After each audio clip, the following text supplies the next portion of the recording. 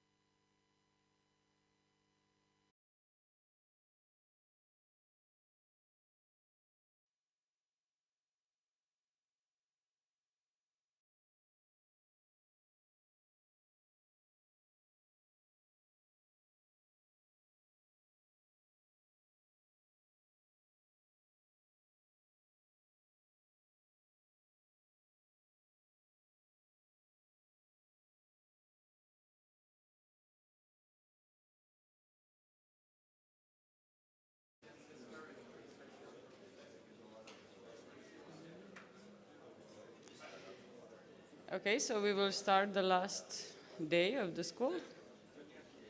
Hope you've enjoyed so far, and hope you've enjoyed the gala dinner last night. So agenda for today. So we'll have in the morning a robotics lecture with Senka, and then we'll have a protein folding lecture with Alden. We will announce the best poster awards at 10:30. In the schedule, you might see something like DeepMind keynote or something. That's it's not. It's fake news, and we are going to announce the awards.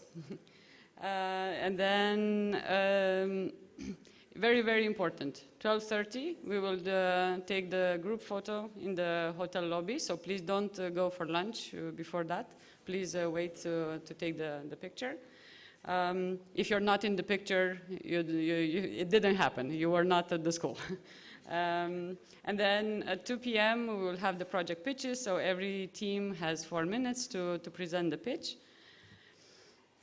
The prize for the winning team, they will get an invitation to attend next year's summer school. We will announce the awards after the school once we have time to deliberate. And then at 3 p.m., you can get your certificates of attendance from the registration desk. A few more logistics, as usual. We have the shuttle schedule for tomorrow. It's also posted on Slack. For the for the buses, the three first rides, anyone can join, even if you didn't sign up, because these are large buses and there is enough seat. But for the last one, at 5 p.m., it's only for the people who did sign up.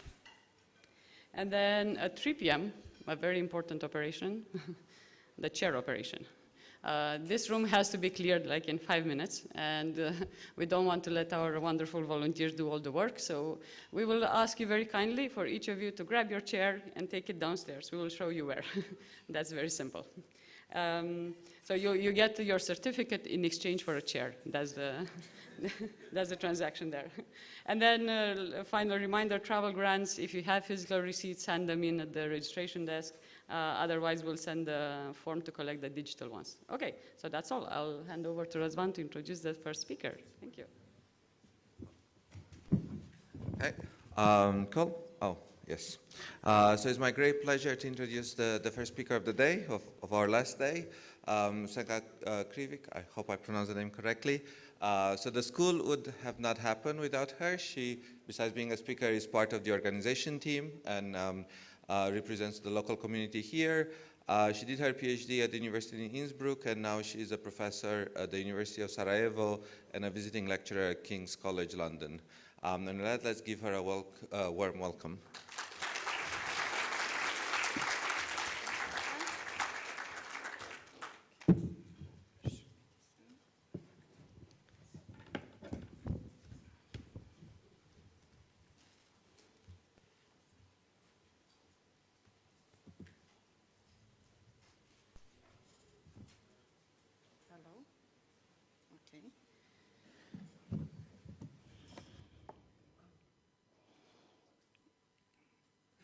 Just a second.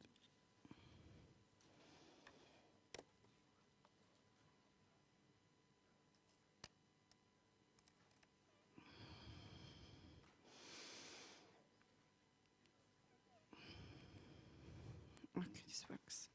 Hello, everyone. Good morning. Yeah. Okay, let's go back.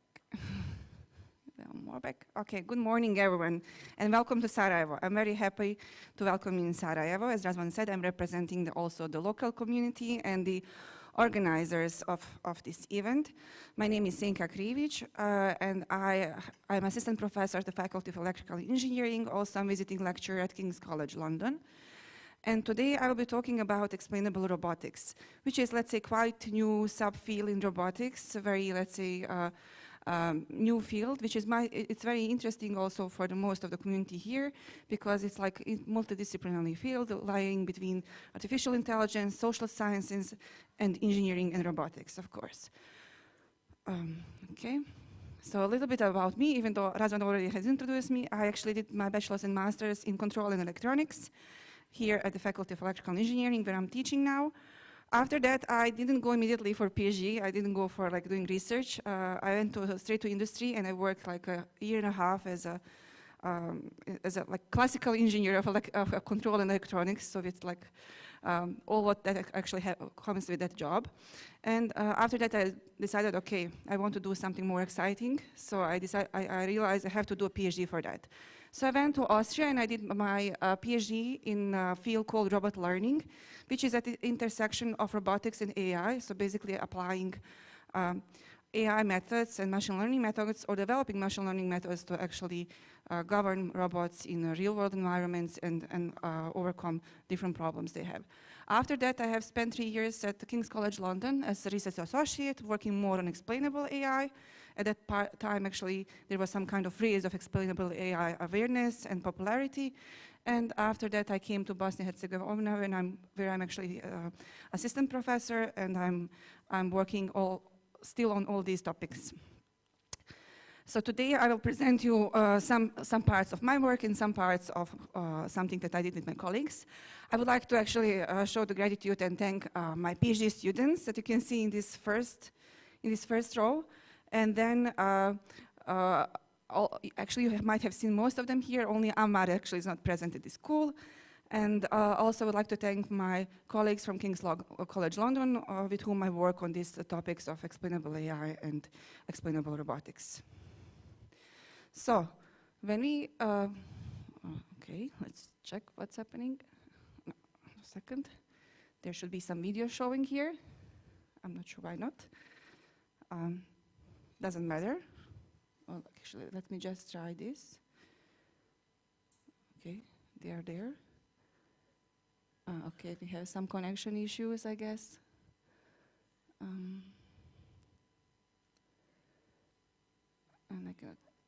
I cannot even do a slideshow now. Okay. Let me see what's connected here. Yeah. Okay. Oh, here.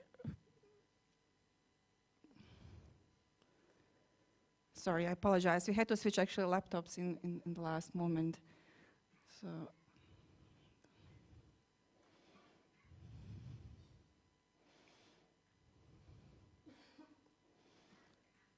Okay. Anyway, I will continue to talk while actually we get the connection back, hopefully. So basically what I wanted to show you here, and hopefully you will be able to see it now, is a kind of the state of the art in robotics. Okay, yeah.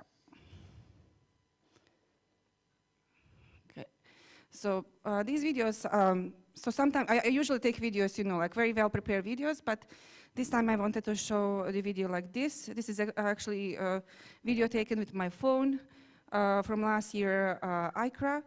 And this is actually the robots today that you can see how they actually look like in real world environments. So basically, ICRA is the largest conference in robotics, and you can see there every year like a large ceremony or large robot exhibition, probably the largest robot exhibition in the world.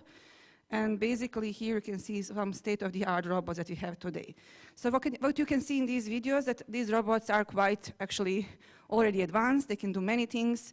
Walking is kind of solved problem. Also, like especially for walking robots is a solved problem, which kind of is promising, you know. But however, even this is like the state-of-the-art in robotics, and we have this, we still don't have robots, you know, around us. I mean, we do have them in the industry, but not, you know, like around us at our homes, at hospitals. We don't have them like here. There are several reasons for this. Many of them are not, let's say, so much affordable, but actually there are people who could afford it. There are also things. There are also, let's say, a lot of work to be done on scientific side. There's a lot of work to be done and many challenges that we still need to overcome to bring robots in our environment. Why? Because we as a community became more aware. We have this problem of accountability. What if you have a robot, there is a child, something happens to a child, you know, who will be blamed for this, or who will take account for any action that happened and it was not supposed to happen. Okay.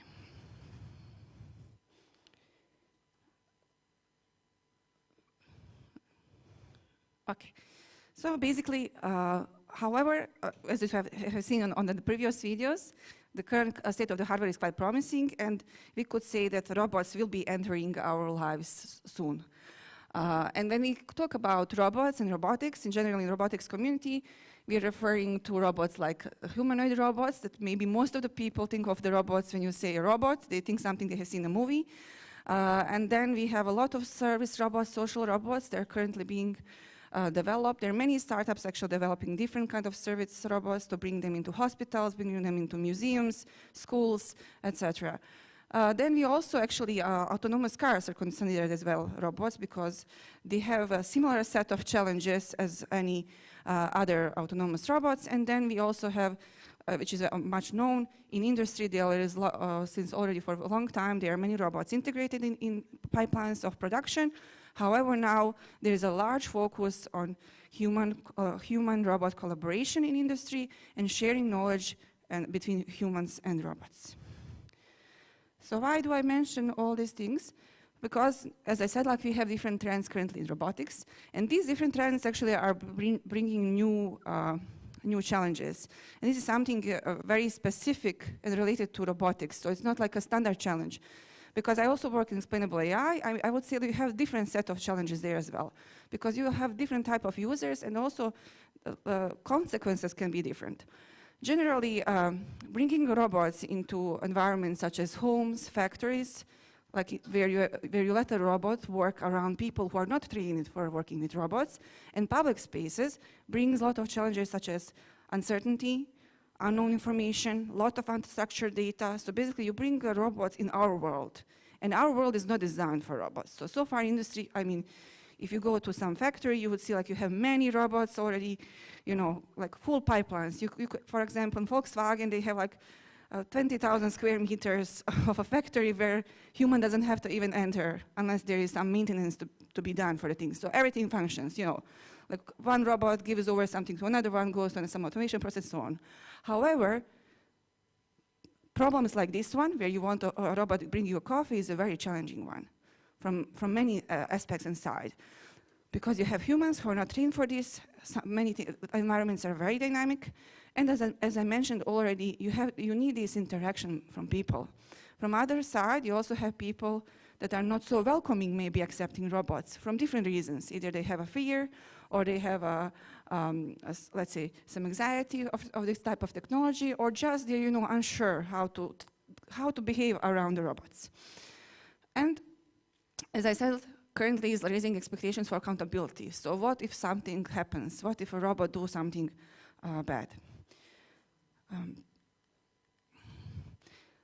And now actually we come to explainable AI. So why we had to merge and treat these specific problems in robotics in the scope of explainable AI. So there are many definitions of explainable AI. It's not, let's say, there is one definition. You have been already talking a little bit about explainable AI in this workshop, in this summer school. But there is one definition that that I at least use already for, like, let's say, 7-8 years. And this is actually, that is, explainable AI is a field that explores, investigates methods to produce or complement AI models to make them accessible and interpretable, their internal logic and structure to humans in some way, and making these processes understandable by humans. So when we say understandable, it's very different from let's say, other terminology like interpretable, transparent, which are, let's say, more precisely defined. Generally, explainable AI research has started a long time ago. There were many efforts, but what I would say definitely had kicked this off was DARPA challenge in 2017. I don't know how much of you are familiar with DARPA challenges. They kind of, guide research in US, because these are all challenges where they push scientists to deliver and solve specific technological problems. In 2017, in DARPA, they said, okay, we have now good state of AI. They were mainly focusing on computer vision examples back then. Okay, we can integrate them in different processes, we can solve different problems. But we now have another set of problems, and that is our user. So basically, our user needs to understand what's happening with the system. And very often when you integrate AI in any process, in any business process, this end user will not be an engineer. And this user will not be actually, maybe even technologically educated so much. It can be any lay user. So basically any user that might interact with an AI system, and many questions can pop up. For example, why did you do this? Why did you decide that? Why did you fail? Or why can you not find solutions? So many things can appear. Or like, for example, I don't know, if you come to a bank and you have an AI agent that is evaluating your application for something, you want to know answers. I mean, as a user, you expect answers as like you would have from a human agent. And you don't want that actually, if you build AI into your process, you don't want actually that user immediate decision says, oh, I don't want to speak with AI agent, I want a human agent immediately. So it doesn't really bring many benefits. However, currently we have a problem, or at least they said in 2017, we have a problem that actually AI came to the start where even experts cannot understand it, cannot answer these questions, cannot, let's say, interact naturally with such systems. However, what we need to provide, and what was the challenge, is actually something like on the second picture. I don't know how much you can see, I hope you can. So basically they said, okay, you have an AI model, but that one, it should be explainable. And this explainable model should provide some kind of explanation interface for a human. So there is a new completely layer that asks developers and asks engineers and asks us scientists to develop completely new level and layer to provide something called explanation to a human. And we'll come to that, what actually means explanation. It's a little bit tricky question. And we want to have a lay user, like a user, any kind of user of the system, to say, okay, I understand why, I know what's happening, I trust this system, I will follow its instruction, and I'm happy with the answer. Also, maybe I will know when it's failed. I know what I cannot ask this system, or what I'm not supposed to ask a system. So generally, when we speak about explainable AI system, and as you maybe already know, we treat them in two different ways. One is transparent by design system. So basically, if you have some kind of system, most of the, let's say, before system AI were black box, but then we have analyzed and seen that some systems, some AI models have some certain level of interpretability or transparency, and they can go from, like, let's say, different levels of this interpretability. And we can use this information to provide these explanations that we need. However, as a difference to this interpretable system by as they are, we can also build post hoc explanations. Because you don't have to, the goal of explainability is not only to provide how the actually AI model works, but it's just to give maybe internal hints and answers of actually what's happening. So in these post-explanation systems, what is being done, you develop completely a new subsystem, and your AI model can be even treated as a black box. You don't even have to know anything about it. However, this system needs to have possibility to interact with your system, to actually try to understand and build up some knowledge and provide explanation of how your model works, and to provide explanation about the model's decision. Okay, so I have put this slide just yesterday because I know that you already had this workshop about mechanistic interoperability, so I wanted just to bring you in the picture like how it relates to these parts. So when we talk about interoperability, which is a little bit wider problem than mechanistic interoperability, we are interested in that how well human, usually even just we are focused on developer or researcher, so somebody knowledgeable, they can make sense of models, logic, and structure, so they can understand what is there. Then we have mechanistic interoperability, which is subtype of interoperability, which actually really focuses on understanding and having mathematical proofs of how something works internally in the model and showing it to you. And then we have explainability, which is a much wider term that focus on mechanisms that help to understand how model behaves, but also this, let's say, field focuses as well on how to communicate to a user. So you have this whole dimension of human agent interaction part. So generally, that's why this is a kind of multidisciplinary field. And explainable AI focuses on different things. It focuses on machine learning techniques, because most of the time we need to produce completely new techniques to actually provide explanations. Then on human-computer interaction, as I said, very important component, and also how to define end-user explanation. Of course, this was not, let's say, completely, when people started working on this, it was not completely undefined. Why? Because philosophers have been studying this for millennials. If you look into field of philosophy, you will find many works on actually how two people communicate. You have the whole, let's say, study around how one person explains something to another person. Because this is not, let's say, a straightforward process. We all know that people are different. Let's say most of you here have some kind of experience in education. Either you are students or you're maybe teaching. So what I want to highlight here is basically that you will understand that not every person will take the explanation in the same way. And also you cannot provide the very same explanation for every single person. It will not work, or at least not in the way you want to happen. So basically, these all things apply as well to robotics. But when it comes to robotics, we have also other set of problems that appear there. First of all, we treat robots. I guess you all know who this is. Robot. It's a Wall-E. I hope most of you have seen the movie. And Wall-E represents some kind of holy grail in robotics you want to achieve. It's a robot that can, work in very unstructured, dynamic environments, think and make decisions, even like to, predict, and even feel emotions, have some, let's say, very high level of intelligence. So environments like he had, they bring things like, as I said, are very unstructured, a lot of uncertainty, a lot of exploration.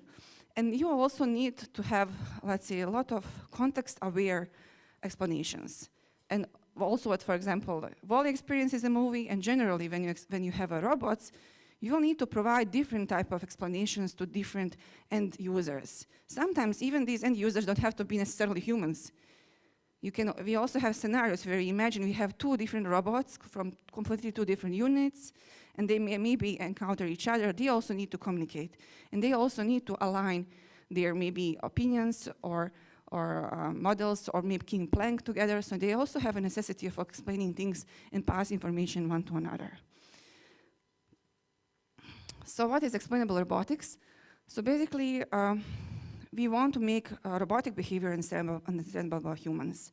And we say by robotic behavior, we mean there are many things, from very low-level things like motion planning, collision avoidance, to very high-level planning like task planning, decision-making, future planning, and so on. And also, basically, currently, it covers tasks such as task and motion planning, perception. So also you want to know what robot has understood from the environment, because we know we use computer vision or robot vision on a robot. So we want to know basically what happened and how does our robot interpret the surroundings. And all this actually supports trusted, predictable, and as well team fluency between humans and robots, but also robots and humans. So when we speak about, when we started working actually on this back at King's College London with my colleagues, we first wanted to see actually what everything has to be explained in robotics. And then we already soon realized that also in robotics we have a different set of end users. You have end users, which are like standard ones, lay user, which can be, for example, a patient in a hospital where you have a service robot serving coffee and lunch for it. And this type of user, he doesn't want to know how, for example, motion planning works. I mean, it can take like even long, and why it would care. It doesn't want to know, for example, why robot made some move in a certain way, and then did you provide explanation, oh, because algorithm has taken this way, there was, like a, maybe a possibility of cross collision on one side, and you come to the other side. Then you have expert users. You have a lot of expert users, such as engineers, such as like mechanics engineers, electrical engineers, environmental engineers. So these are people who maybe design spaces for bringing robots there. These are people who are working on robots themselves, programming them. Many of them actually want to know when robots will, for example, fail, when it will not fulfill its task. Why it's not fulfilling the task that was maybe seemed very obvious when you try to fulfill it.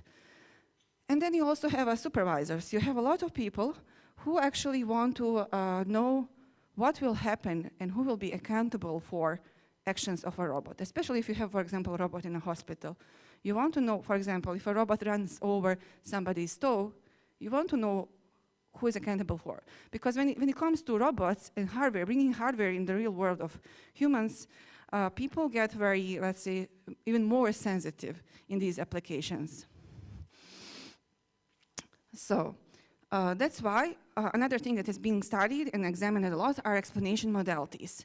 So when we spoke about explanation modalities, robots are kind of limited by hardware as well, how they can express their explanations. Most of the robots nowadays, and the ones that actually we treat at least in these scenarios, they have at least voice. So you can generate some voice or textual-based explanations. Some of them are equipped also with some kind of screen, or there is a screen maybe in a room, and then you can provide a visual type of explanation. The one you can see, for example, here. Here we have a scenario where a robot is working like in an office-like environment, and he cannot pass because human is working on something, and there was a chair left, and the robot needs to do. So robot can provide explanation. I cannot move because the chair and the human are in front of me and blocking my way. So this is, let's say, one type of explanations. Then other modalities of explanation also include simulations, because you don't do only explanations on the fly. You might then do also in the future. So you have a lot of simulation environment coupled with the robotics one, so you could actually simulate and show what will happen or how things are functioning. And then you have also symbolic representations where you want to, in some way, highlight what is the intention of a robot, like what does it want to achieve, how to communicate its goals, and so on. So far what you have seen, actually explainable robotics is quite a wide field. It has a large set of questions. So of course, we cannot cover everything today. And I will focus just on some sub-parts that I have been working on from, let's say, in the rest part of the presentation, and let's see how far we come. Do you have any questions so far, maybe? No? Yeah.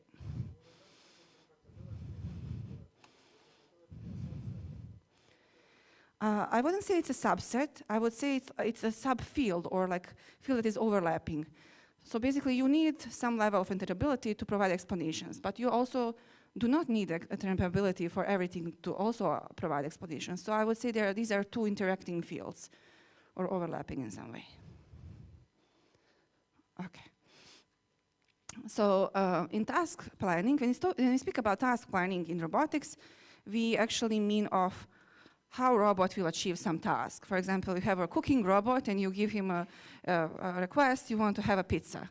So basically, robot needs to plan how to make pizza. Like we as humans, it needs to know which ingredients to put, when to start with the dough, when to do what. Like all these things represent some set of actions that robot will do during maybe a couple of hours, and it's fulfilling the task that the robot has. And we want to explain here different things. We want to explain the plans that robot is making, how it's executing the things, and also maybe what are the goals. Sometimes you will have a robot, I don't know, imagine you have a robot in home. It's a service robot who can be also a cleaning robot, I don't know, and a cooking robot.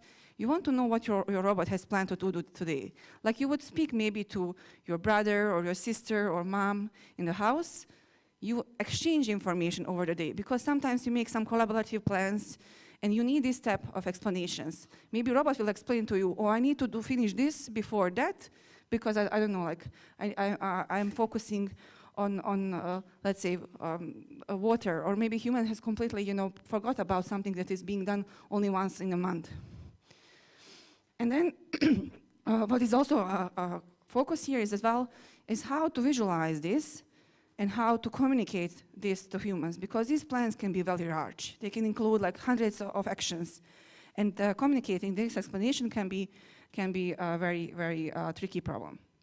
So problems in AI planning robotics, as I mentioned, I'm using here a very simple robotic problem where robot needs to like tidy up this room.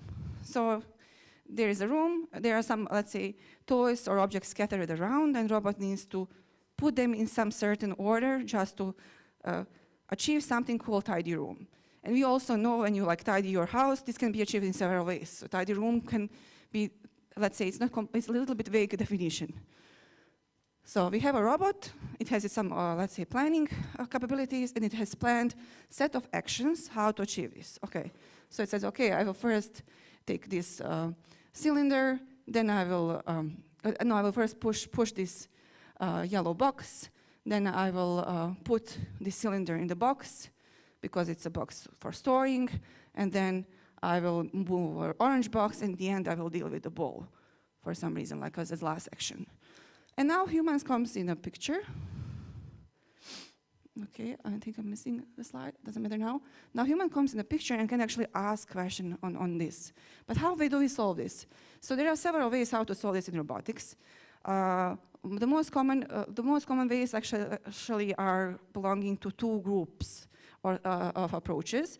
One approach is actually to model this as MDP process, so Markov decision process, or POMDP, so partial observable Markov decision process, and a solve problem with techniques such as reinforcement learning.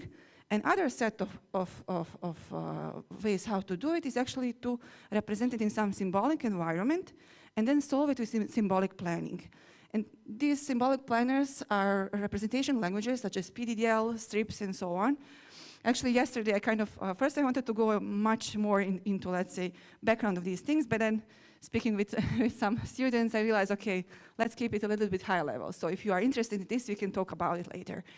So basically, you represent your whole, you model your world with this symbolic representation. What does this mean? Robot has a model of a world that is functioning in. So it's something like we also have. We know where is our house, where something is placed, where something's supposed to do. We know some set of actions that we can do with certain things. We know that mugs are for drinking. We know that oven is for cooking, and so on. All these things can be modeled and represented. Then you have data. Data usually comes from a database, so you have some knowledge, like when you wake up in the morning, you know in what state was your house yesterday, at least approximately. Then you also have sensors you can see, and the same for robot. You update this model with the current data, so you have also your current state. We call this initial state or current state. And then you apply a planner on top of this. There are many kind of symbolic planners based on a different type of strategies, such as search methods, such as graph search methods, set planners, etc. And our planners produces some set of actions. And this is what our robot is aiming to do. And then, of course, it has different strategies of executing this. It can actually start executing the plan, see there are some deviations, it will replan, and so on. So many things will happen during the day. But let's first see what do we need to explain. So back in 2017, researchers from planning have looked into things, what are the most crucial questions you can ask about the plan. And these are here. So one of the most important questions is like, why do you do that? Like, robot does something and you ask him, oh, why do you do that? I mean, if you ask yourself, especially in this like home environment, this is a question you also ask very often probably your housemates, like your brother or sister or mom or anyone in the house. Because during the day, I don't know, try to imagine how many times you ask a why question, either your colleague or somebody you know. Another set of questions is like, why didn't you do something else? What maybe I would have done, or I would have imagined that you should do in a certain way. Then, for example, why is what you propose to me is more efficient, safe, cheap than something else? Like, why do we have these differences in like in understanding the plan optimization? Why can't you do something? Why can't you do that? And why do you need to replan at this point? For example, robot started executing the plan, started doing something, and then you see robot a little bit taking time to think, like, because planning still takes a lot of time to actually to be done. So this is also a very specific problem in robotics. And also, like, why don't you don't need to replan at this point? Because maybe you have seen robots plan, you see have something has changed the environment, and then you expect the robot will change its plan because you think it might affect in some way. For example, the chairs are in a different way, or like we had today, like you need to bring these chairs down. You didn't know this before. So maybe you can ask, oh, why do we need to do this now? So you need some, let's say, backup information to that as well. However, I will focus a little bit now more on these why didn't you do something else question. Because from philosophy, and there are certain, let's say, philosophers that claim that every why question is basically this question: why didn't you do something else that I would have done? And that all these other types of the question, why question, can be in some way modeled and described as this type of question.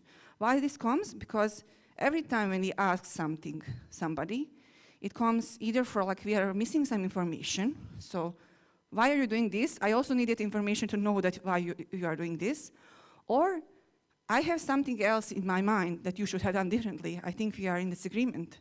So, and these type of questions are called contrastive questions, and these are the main questions that are being solved in robot planning community.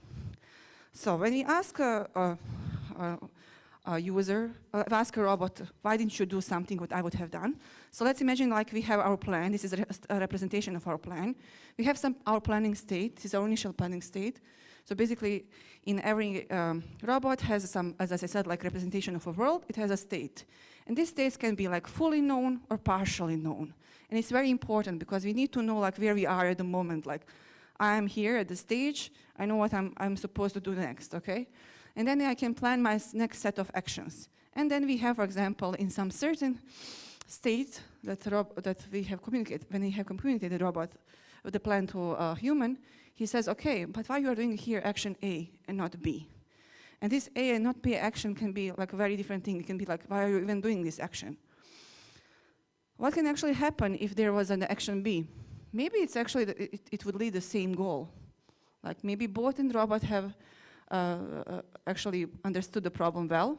There are several solutions to the problem. Of course, the plans are quite, robust, and you can solve the problem in a many way.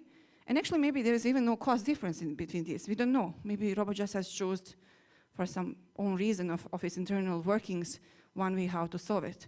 However, what also can happen is that this action B can guide us to a completely different path and different way of solving the problem, which is a little bit, let's say, more tricky, which means like robot and human have a little bit different views on how things can be solved. So like, let's say, for half of a day, they think like things should be solved in same way, but for the rest of the part, it's like very, very different.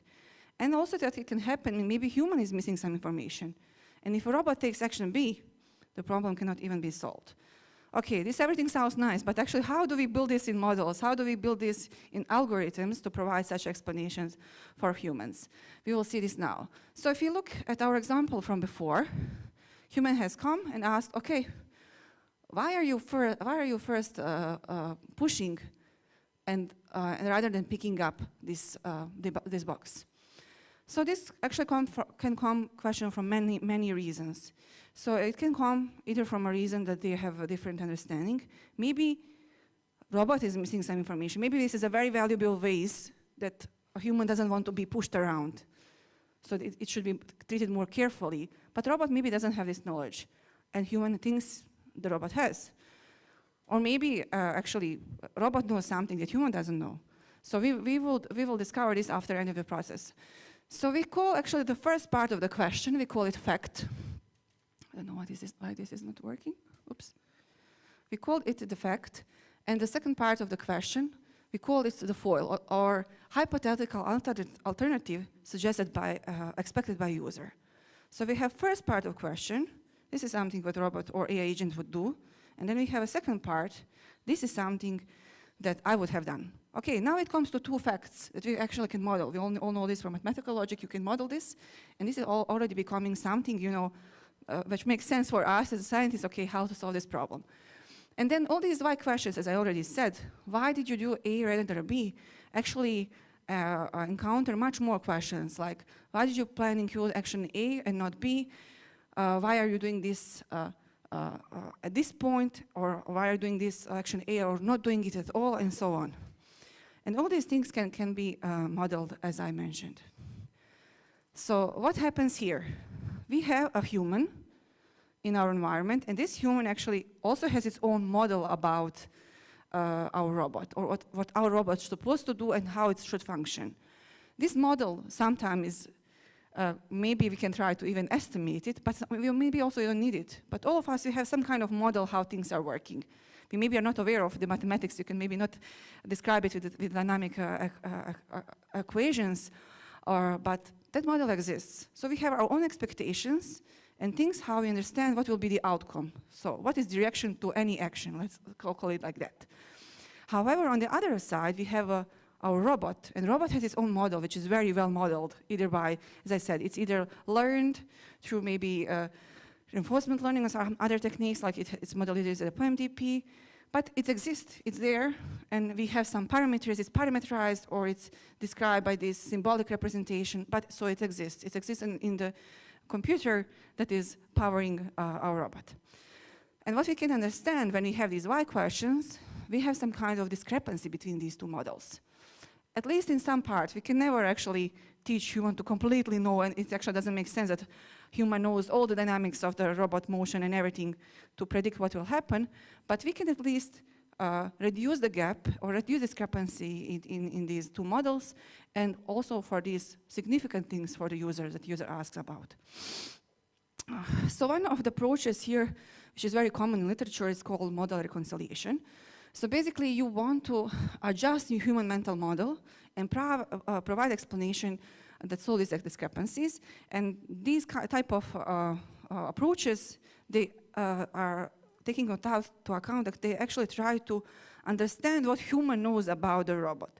So they model human knowledge and try to see what were all the options and how actually these things have happened, that we have this misunderstanding, and they try to find a point where these things actually can be aligned, where we can actually say, okay, to human, your model is different in this way from my model, that's why you think that I'm doing this instead of that. Another approach is actually creating contrastive explanations. That is an approach where you don't actually need to model what a human knows, but you just want to provide, like, what will happen if you have took this other action. And if you think about this, this is also the ways how we explain things to each other. For example, I don't know, if I don't come home by a certain time, I said like to my mom, maybe I will come by 6, and I'm not there already at 7, she will call me and ask me, Senka, where are you? I will say, why are you not home yet? Because she expected, she knew the traffic. I told her I'm starting from Sarajevo. She knows like it's a 1 hour ride to my hometown. She expects me there, so maybe she's already worried. And then I have to tell her, oh, you know, I didn't because I had to take some action that maybe she didn't know. Maybe I had to go to a gas station, so I notified her, okay, I had to go to the gas station. Or maybe something happened on the way, so I try to explain this. And this is exactly type of this contrastive explanation. So you try to say, and then I say, for example, I didn't have enough gas. If I started immediately, I would have a problem. So this is type of explanation that you can provide. So how it is done? Generally, forming contrastive explanation has to be done in an iterative way, because one question does not come like as it's like on its own. Usually it's paired with several questions. Usually you need several iterations to explain something. I believe that already all of you have chatted one with each other this week, and like you were trying to understand maybe what other person is doing or what's happening, and you have had a set of questions. And this set of questions usually goes maybe from 2 to 10. It's a very common, let's say, number that spans in this process of explaining one thing from one human to another. Same happens with actually agents as well, or robots. So how do we do this? We actually have a user question, which is given in a very natural way. Most of the cases is given like by even voice processing, so you need to first process voice, and then from this voice process a signal, you form a so-called formal question. So basically, we try to fit to that fact that robot is doing, what is that part, and what is human expecting. Once we have that, we have, let's say, mathematical description of formal questions, and what we can do then, and what we actually do, we take this question, we force our model to actually take this as a constraint and compile this question in its way of how it's functioning. And then we create a hypothetical plan. This hypothetical plan includes this alternative or this action or this change that a human would expect, and then we provide contrastive explanation. So we have something like, if I would take an action B, this is how my plan would look like. It can be also, for example, like if I take action B, I could never find solution. Or if I take action B, the solution would be the same or like just slightly different, but it would take me 5 minutes longer. So how do we do this? So basically we have, a user has its own let's say, initial planning capability. This is something what user can, communicate to us in a natural language. Then we have our user's planning model at each step. Our user planning model, in this case, is not a full model or this mental model that user has. It's basically the model that we have just expanded by this constraint that we got from its question. And then we restrict our existing model of a robot with this question, as introducing in the whole process. And then we try to solve the problem with the same planner, actually, with this new so-called hypothetical model. And this is a very transversal process that we do, but it actually enables us in most of the cases to solve the problems of providing a contrastive explanation in case of symbolic planning problems. What can actually happen and what we expect here to happen is, and the main and most tricky part, we get actually the whole chain of these questions, and then we need to combine all these constraints. So if we constrain the model once or twice, it's easy to solve. But as much we constrain the model by introducing these new additional, let's say, constraints, our model of world becomes much more complex. It becomes harder to solve, and it also takes more time to solve. However, good thing is actually that we have shown in user studies, and this is a part I didn't actually tackle so much, but it's very important. All the things that you actually provide in Explainable AI community and also in Explainable Robotics, you need to verify through your user study. And it's a very, let's say, a tricky process because we people are very subjective. We have our own expectations, our own opinions, and so on. However, user studies have shown actually that users usually converge very quickly, especially lay users. They are very happy after, let's say, 4 to 5 questions. They already kind of understand, and they're happy with the answers. Maybe an expert user might have more questions and other type of questions, like, I don't know, researcher or AI engineer or electrical engineer, maybe somebody more knowledgeable and technologically interested. Somebody who is just curious maybe how things work. But somebody who is genuinely interested, just, okay, why are you not doing what I was expecting from you? For example, why are you first cutting carrots and not tomatoes? That person will be probably happy, like just with one answer or 2 answers in this conversational flow.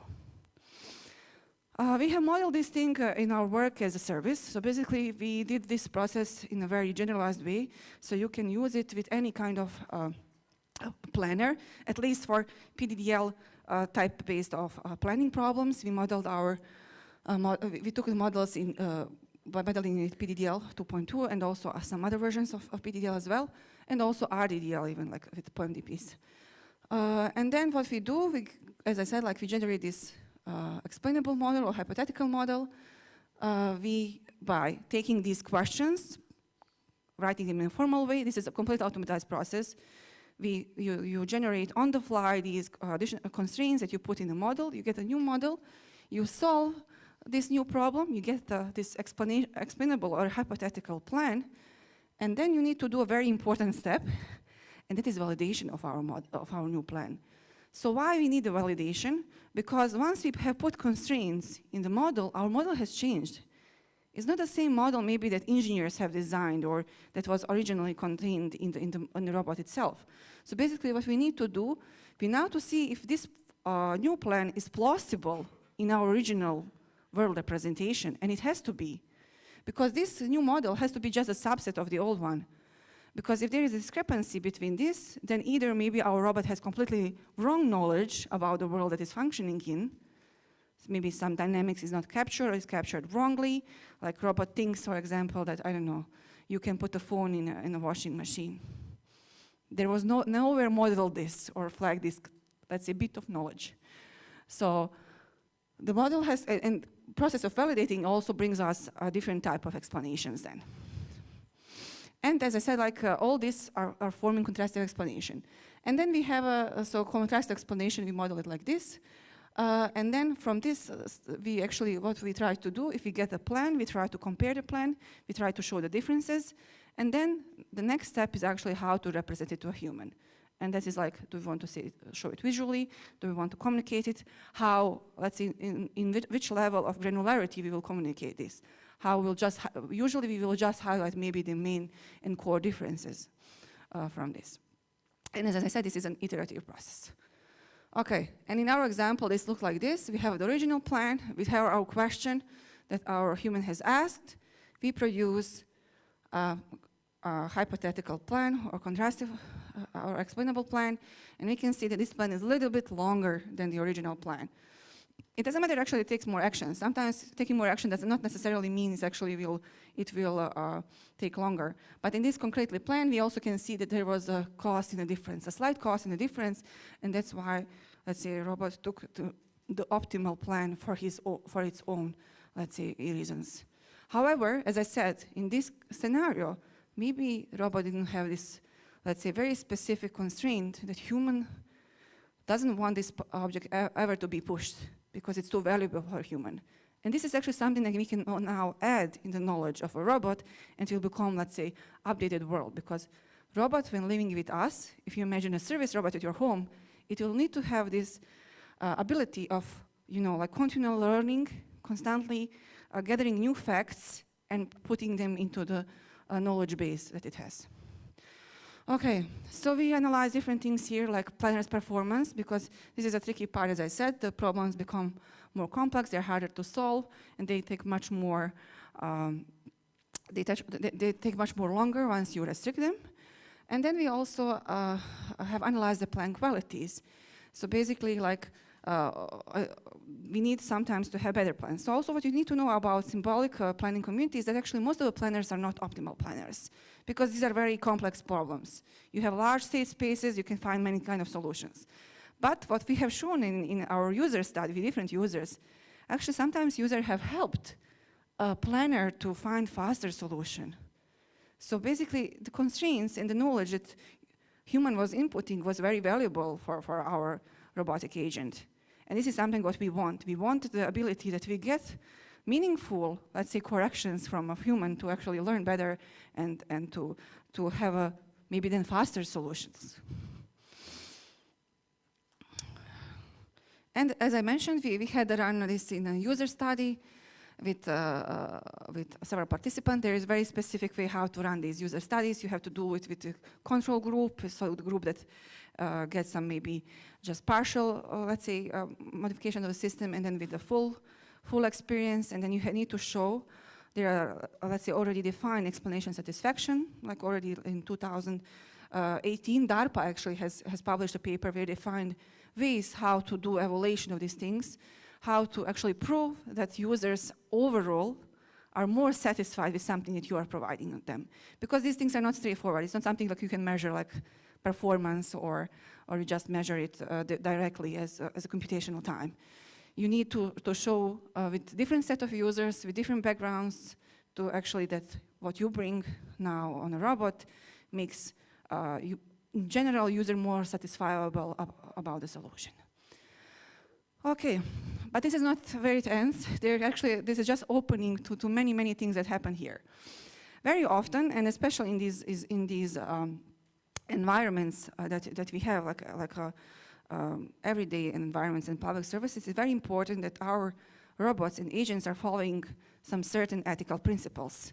So when you create this, when you model the world, and when you actually choose the planner as its own, it can already have, let's say, some set of principles that can follow some ethical set of principles. And you can also build in, even if you want, some set of ethical principles. So basically, I mean, you already know about this very famous dilemma. I don't know, like car wheel is going. It has to take two ways. On one way, there is maybe a mother with a baby. On another way, there is another baby. So you need to choose. And you cannot stop the wheel. There is no option of stopping. So these things will happen in the real world. And this is actually one of the main problems that we will have. So we actually have tried also these contrastive explanations of these types of problems. So once you model some kind of ethical principle into the world of an AI agent, how to explain maybe to a user which ethical principles the robot is following. Here you can see, I don't know, this is another movie, not so maybe so famous, but maybe some of you have seen. It's called Robot and Frank, and this movie, actually, the robot has to take care about Frank. It's an older guy who is sick, having dementia, and then we have a robot that actually wants to take care of Frank, to prolong his life. That's the ultimate goal for a robot. However, Frank is a grumpy person. He doesn't want to take medicines. He doesn't even want any treatment. So now robot has actually has an ethical dilemma. It has either to lie and, let's say, use some creativity to trick Frank to take medicines and do exercises, or it can just let him be and then he dies sooner than he's supposed to be. So it's a typical ethical dilemma. And we have worked on these exactly kind of problems where you can model the ethical principles of a robot with different, again, ethical principles that are known in ethics. So not everybody's ethics is the same. We know there exist different kind of ethical principles. But what can happen is actually that user doesn't know which ethical principle the robot is following. Maybe robot, when it comes to your house as a service robot, doesn't have the same ethical principle as you are. And you want to understand this difference. Like, you want to ask robot, what would you do if you need to lie to me in a situation like this one? And we have actually extended our framework, and we also apply this for types of the problems and ways where you actually include these ethical principles into the planning process, and also trying to bring this to smaller this knowledge gap about ethical questions that a user can ask, because now these questions are a little bit different type of questions.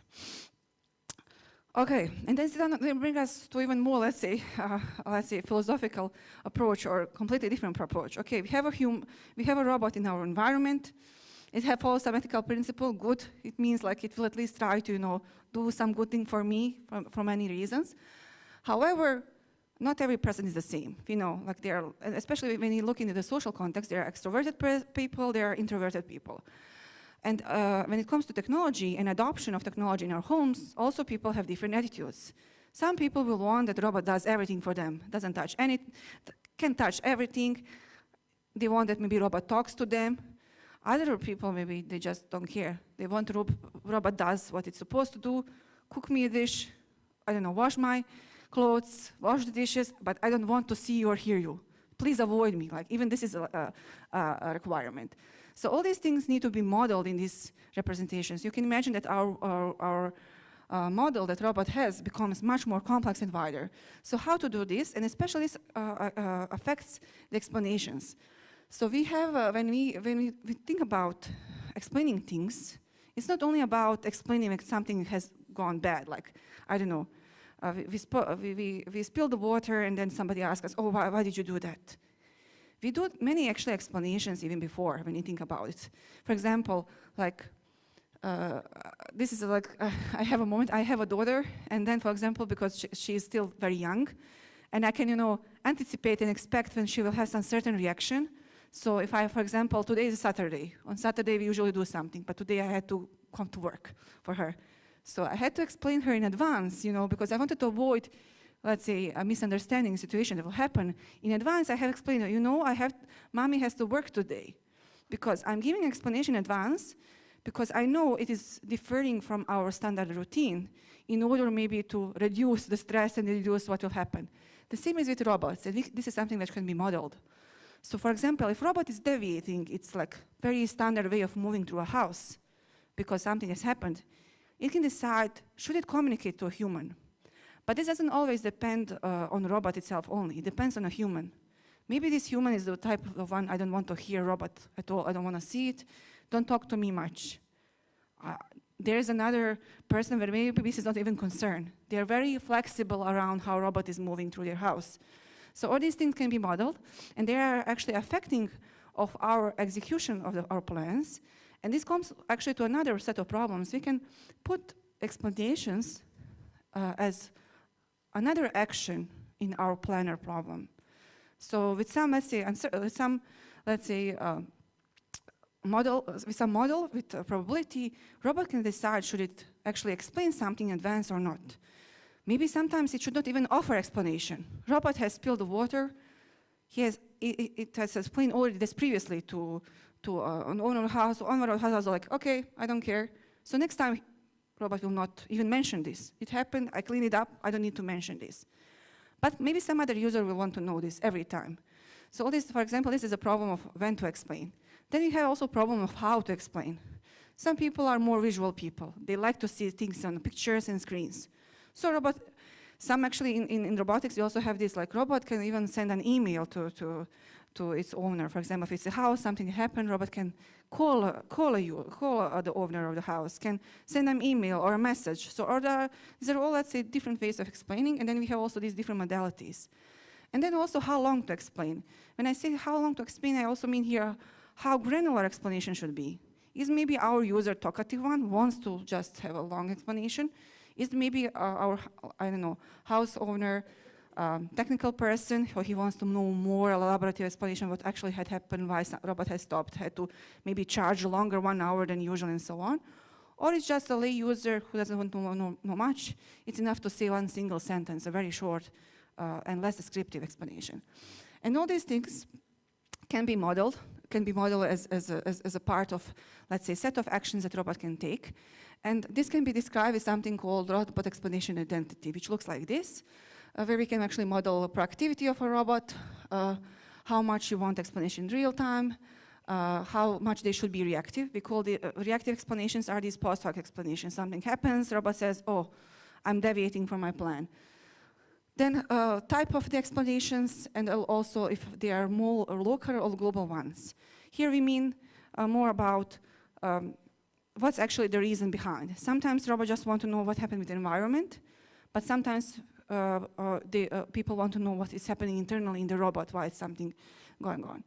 All these things, I mean, this is like just a nice representation of it, but you can actually model it. And it's something you can, for example, if you install a robot at your home, you will get something to set your initial preferences. And then the robot can learn on the time, like these kind of things, and adapt it. And everything of this can be actually then again incorporated in our planner, in our modeling. And then actually robot can execute this, and this is what we have done. So for example, we have a robot explainer, and this robot explainer is asking himself like when to explain something, how long to explain, and which explanation to use. However, when this robot arrived at the home, this user has just chosen, okay, you should be an extroverted robot explainer. I want you to communicate with me a lot. I want to do the things like to be very proactive and have some interactions with me.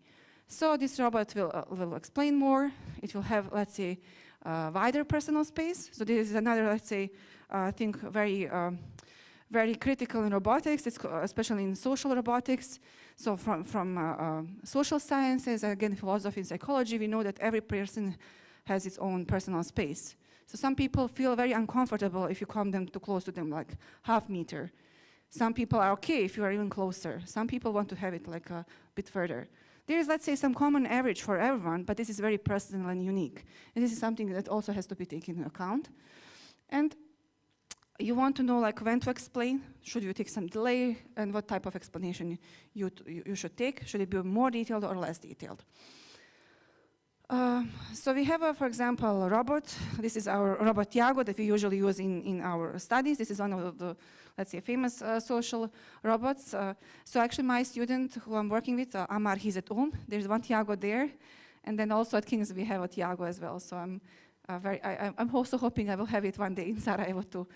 Anyway, so what are we doing with this robot? For example, our robot is going around. Okay, it's navigating. It detects some failure. It cannot proceed. It needs to replan. Then what also can happen when we have these explanations? Explanations are not only for like humans and for other robots. They can be for robot itself. Robot actually can inspect what has gone wrong and can use this to ask a human for a help. So that's not the only reason to explain something when somebody asks you or you are afraid of reaction. It's also like very important. The motivation is seeking for help. So robot can say, okay, there's a human nearby. Maybe he can help me, because this robot cannot really push these chairs around, but I can ask human to push it for me. This is also, let's say, and then in order to ask something to a human, robot can say, oh, you know, I need to pass in this corridor, but that chair is blocking my way. Can you please push it like 20 centimeters on the right side? However, our robot can be modeled differently, as I said. It can be either highly introverted or low introverted. So all these things can impact our plan that robot is making. So should robot ask a human to help is also, let's say, a question that can be modeled as depending on the observations from the environment. And this is what we actually do. We inspect how we model environment, because we have set these parameters as the parts of our POEMDP problem. We then decide based on the expectations and the, let's say, current parameters that we have around the surrounding, and then robot can decide what to do. Should it ask a human? Should it show him a visual way what's happening, or just tell him, please move the chair a little bit, or give him a very detailed explanation instructions, move the chair for 20 centimeters on the right side, and so on. So we have actually built this into a framework that works with the robots, and it's also built in ROS plan. I don't know how many of you know about in ROS plan and also in ROS. ROS is a robot operating system. It's basically open source platform which has many, let's say, things already implemented for roboticists, and most of the roboticists work with ROS and they implement packages for ROS. Anyway, I just wanted to show like that this is already like integrated can be integrated it's integrated on the real platforms. And basically, we have built all these things like explanation timing, explanation representation, and explanation duration, which is then coupled with this PDDL-based symbolic planner of a robot, and we are achieving to actually provide such explanations. Like I had this morning for my daughter. We cannot, do something today because I have to go to work, even though it's a Saturday. But I'm not complaining. I'm happy I'm here, so it doesn't sound like that. So, okay, but then when you look more general, so in robotics, okay, I have talked so far about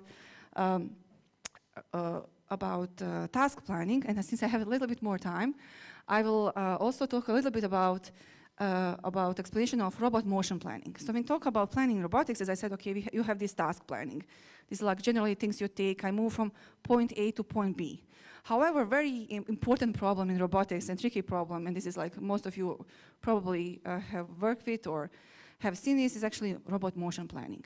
Robot needs to plan how to navigate through a room, but also if you have a robot with an arm, it's a very high and complex problem how to move this arm to achieve a certain task, especially complex tasks, for example, like screwing or like, I don't know, folding cloths. Those are all, let's say, complex problems, and you need to plan also this motion that robot has to do. And this is like a very different set of problems, and it's a little bit differently modeled, and then you solve it with different kind of planners as well. When it comes to robot motion planning, some of the things that currently are being in the focus a lot is like which trajectory is selected. Because to solve some problem and to actually do a trajectory, I mean, most of you who have ever had any experience with the robots, You might know that, like, especially robotics arms, they have 7 degrees of freedom at least, so you can have several solutions to solve a problem. So there are several trajectories how to do something and to end up in the same goal. So how did you select something? Why did you select something is a very important question. Then you have something called environmental-based justification. I'll come a little back to this later because it's not, let's say, self-explainable. And then, of course, deviation and failure recovery. Why did you fail? Can you actually recover from that state? Can you redo this again? I don't know, you have a robot who's actually maybe playing a tennis, and sometimes it does good, sometimes it doesn't do well. So how robot can recover in the future? How can it play better, and so on? All of these questions that are actually popping up in robot motion planning community. So I will a little bit focus now more on our navigation problem and still our social robot, because as I said, like, I mostly work on bringing robots in our environment, so like on the social and service robots in surrounding of normal people. So we have our robot Iago, who is maybe at home. We actually also use a lot of environment where robot is a librarian, so it works in a library, and there are different things in the library, so robot has to move, it has to serve people, maybe some people to talk, and then you have areas of reading, robot cannot talk there, and so on. And for example, you have this robot, it needs to move to, from start to the end. And then it can hit several trajectories. So which actually trajectory robot is taking, and deciding how to take is a problem also of explainable motion planning problem or explainable navigation. When it comes to this, as I mentioned before, we actually, in 2017, 18 and 19, we were actually interviewing a lot of robotic scientists and researchers who were actually working on robot motion planning problems. And we were trying to understand, like, what are the most, let's say, type of the explanations that you need in such a problems. And also we wanted to see, like, what kind of approaches you need to take and provide. So general explanation types here can be like cost-based explanation. In motion planning, this is everything is very much related to cost. You always have some cost defined for generating the trajectory. You want to achieve always minimum of that cost, whatever the cost function is. Then you have constraint-based explanations. Either the hardware of a robot is limiting you, or maybe environment itself. So explanation for an engineer can be also like, this robotic arm is too short to achieve such task in this environment. So you either need to bring a new robot, which has maybe one limb 2 centimeters longer, or maybe you can lower the shelves for 3 centimeters. So this is, let's say, explanation that are very specific, and therefore are these environment designers, but also mechanical engineers who are designing the robot. And then, for example, you have a lot of algorithm parameter-based explanations, because in these algorithms, which are still being developed, and I think you have seen some posters on this as well. I know at least Nermin from University of Sarajevo has presented his work on this. This is still being developed. I mean, even this is not a solved problem. Like motion planning is not a solved problem. So you have a lot of parameters there, so you have choice of different algorithms. So this can be also a reason for providing explanation. And these are here two, the very typical, as I said, one, and these are these justifications or environmental justifications. You need to change a robot, or you need to change environment. And this, when I say you need to change environment, it doesn't have to be such, let's say, big thing, like let's reconstruct this room. It can be like even some small changes that robot can suggest you to do to adapt his space. Because when you get a dog in a house, you will have to do some changes. The same will happen with a service robot. When you get a robot in your house, you will need to adapt your home to a robot, because again, maybe it's not a new person, but it's a new thing in your home. So maybe if I know those like robots for like vacuuming robots are very popular. So I'm sure many of you, when you bought that robot, realized, oh, it can go under this part, or this is blocking its way. So you had to a little bit make some changes in your environment. Okay. So basically, and this, as I said, we called environmental explanations. Most of explanation in robot motion planning community actually are done by perturbations of trajectories. And a lot of them use these like post hoc approach, or basically they treat planner as a black box, and you actually apply standard explainable AI techniques, such as SHAP-based and line-based techniques. You can apply directly there, and then you can actually get explanations for it. For example, here, robot would provide explanation. I cannot continue because the chair is in my way, and also I'm highlighting this on my map. Okay, this is very simplistic representation, but it's very quite clear, okay? There's a human, there's a chair, I cannot pass. Something has to move. And then there is another thing coming to these environmental justifications. And why I said that the changes don't have to be such strong. So there is something called affordances. Maybe some of you already know about this concept, but if not, I will just like to shortly introduce to you. In robotics, it's very popular. It's basically called, it's affordances objects. So affordances objects is like, were defined by Gibbs like in 60s of the past century.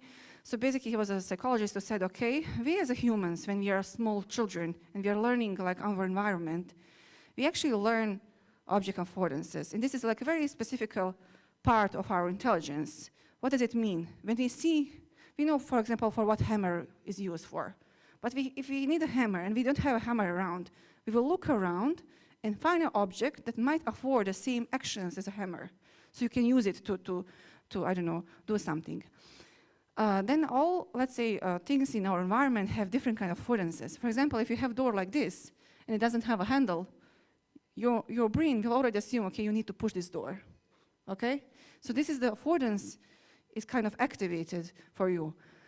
And then you can do actually different things with different objects. For example, you know, like if you need to pour water to your plants, you have some special bottles for it, but if you don't have them, you will just use a mug.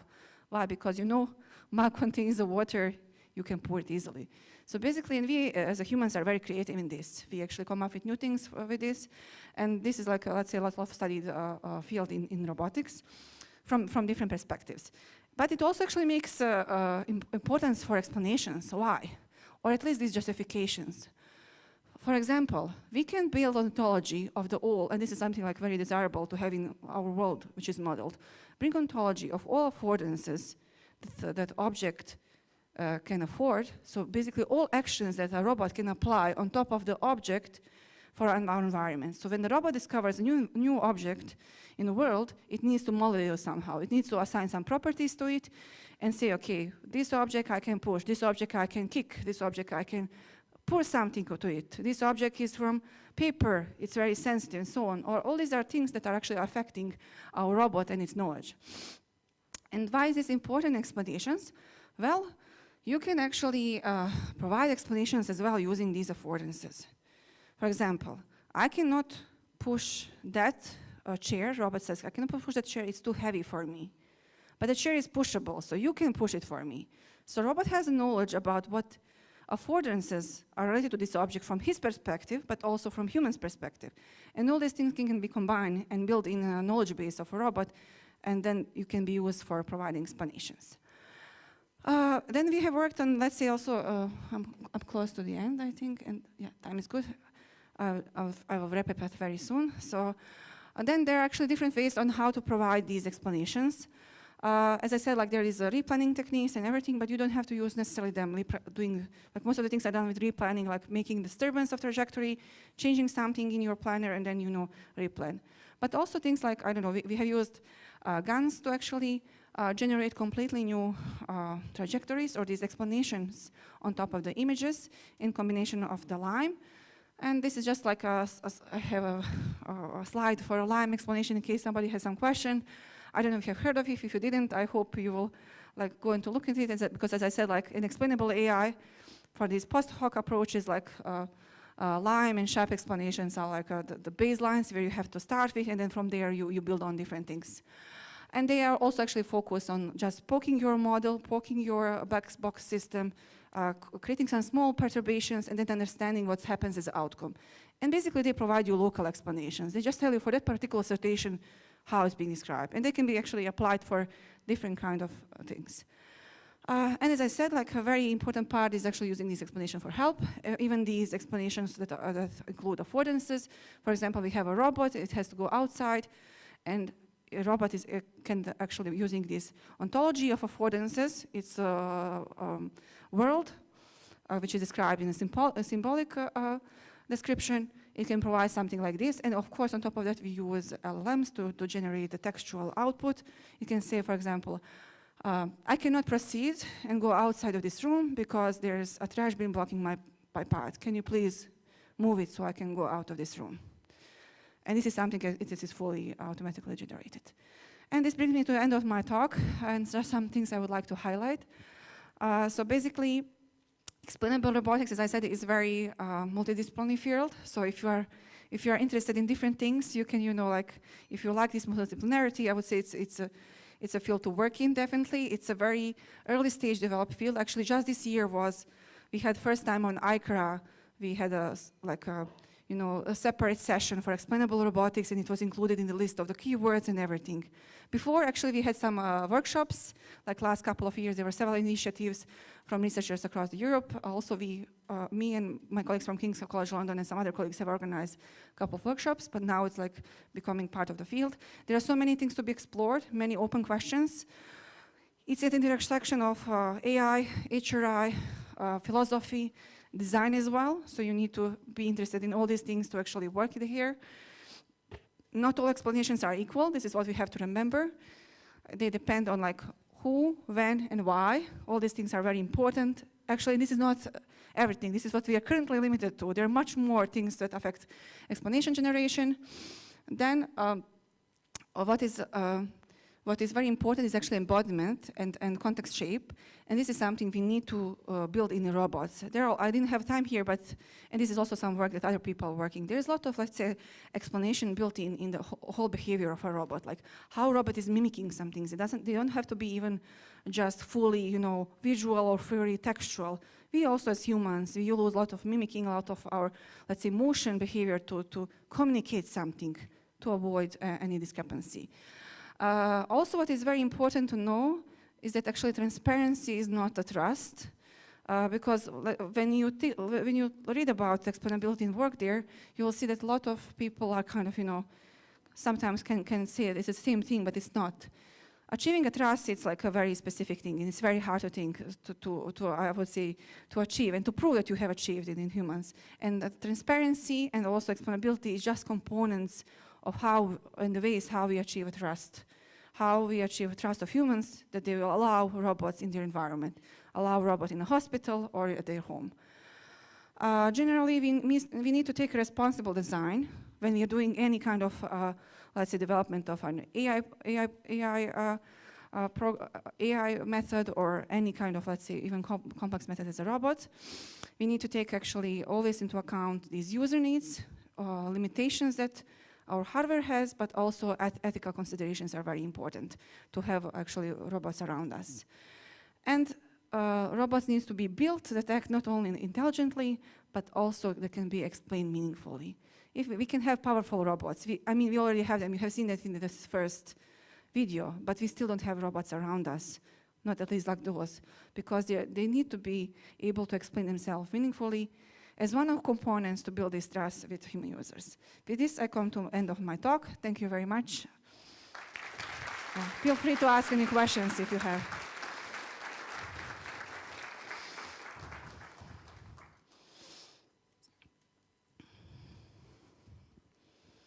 Thank you so much for the talk. It was really interesting. I have a question about the composition of compilations and how you could use simpler explanations to form harder to form explanations. Okay. It was a slide during the start of the talk. You mean forming these contrastive explanations in plans? Yes. Yesterday, Professor Benzio told us about a conjecture that in transformers, a task is learnable if it is of a global constant globality, in the sense that it uses, as it goes on, it uses a constant amount of tokens to produce relevant outputs. And talked about also the autoregressive globality, in the sense that if you have a sequence of intermediate tasks, this procedure can proceed if this globality, given the previous task, remains constant. And this aligns very well with what you described here about breaking up explanations in simpler steps and composing the next step of explanation given the previous explanations. Yes. I don't know if you use transformers in this procedure, but I was wondering if you have observed a similar effect yourself, like the explanations being easier to ultimately form, being ones that use, in a sense, a kind of constant resources to go from the previous step to the next step, instead of having an accumulation of resources making the Yes, explanation more exactly. difficult. So if you want to apply like an immediately compiled explanation with a, let's say, complex question that requires, let's say, 3 or 4 restrictions, that's usually even not like solvable. Solving it step by step is actually what works.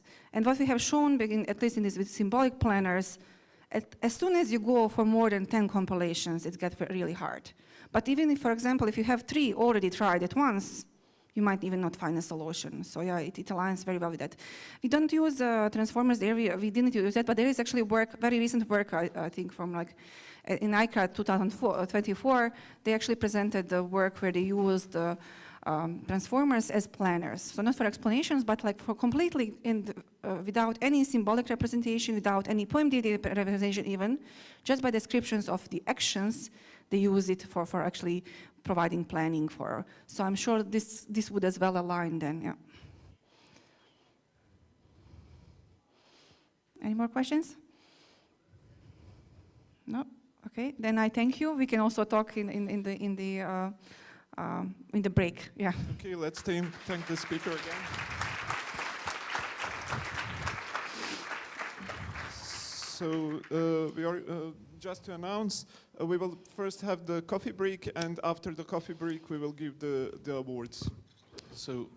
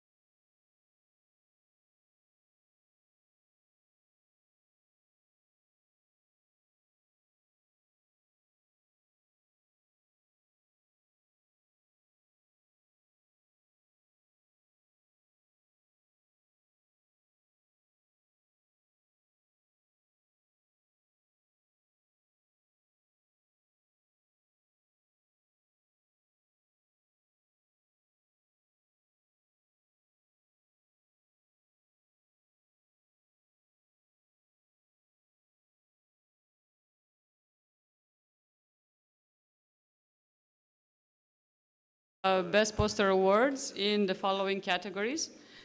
Reproduction. Someone forgot phone somewhere. That's not important. Phone, 100 euros. If they don't need it. So we will give best poster awards in the following categories. Reproduction, deep learning, diffusion, LLMs, reinforcement learning, vision, and applications. We will start with the most important category of all, which is the memes category.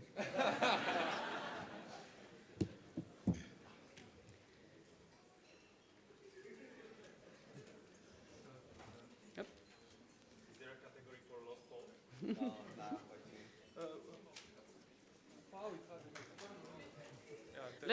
Let's start with the claps until the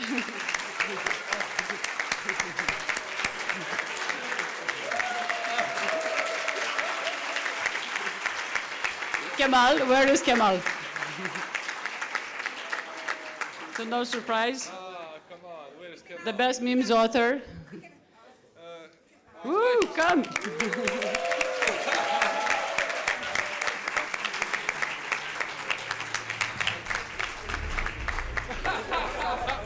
Amazing shirt, yeah. That's the video, so we can take a picture.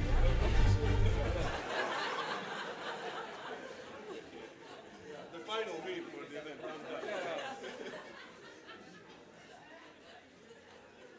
Okay.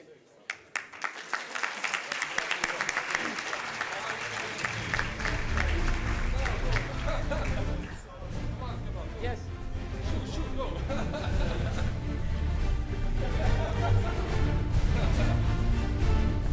We have one more award in the same category for Julius Herzig.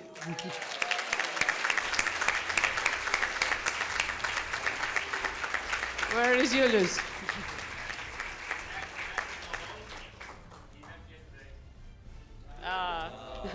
We're canceling the award. Kidding. Okay, now we're really starting with the reproduction category. And the first award goes to Tanya Bian.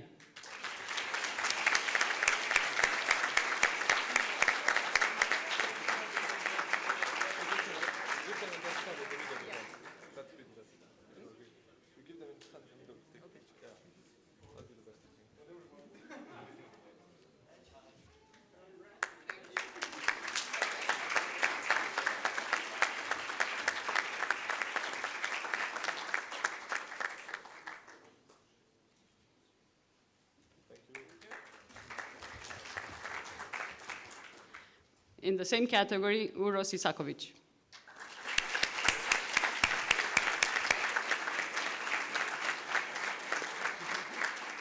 Well, they will miss the picture. Okay, no. Going once, going twice. No, he's not here. Okay. Next category is deep learning.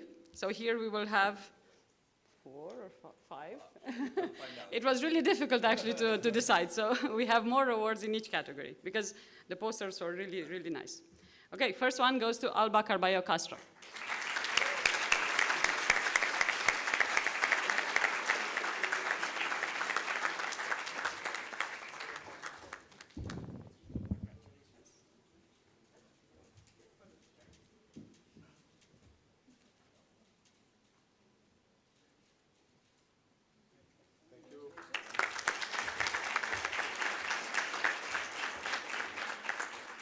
Next award, same category, Amina Mevic.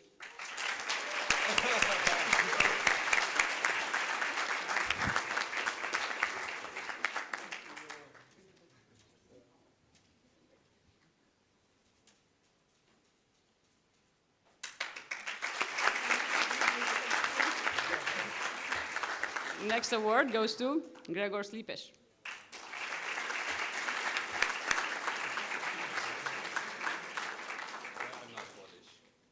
No, he's not in the room. Okay. One more award for Donato Christostomi.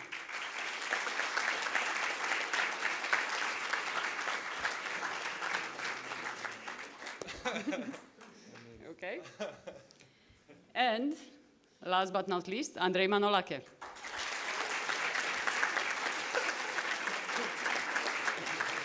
Manolake, I will report you to your boss that you are not here at the poster ceremony. Where is Manolake? That's unacceptable. Okay, so we are moving to the diffusion category. Andreas Bjerregaard.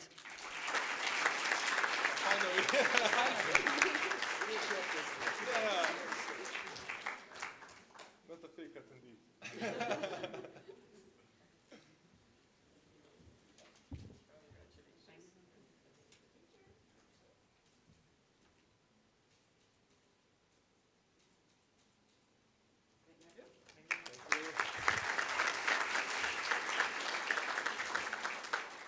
Dragos Alexandru Boldișor. He's here.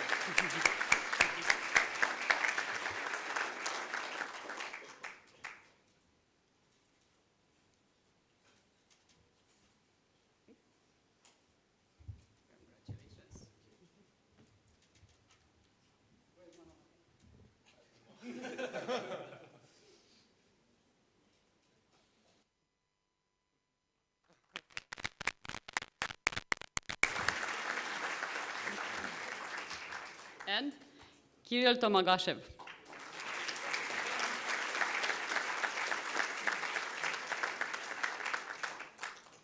Not in the room. Okay, I think we are getting to the LLMs category. Piotr Piekos.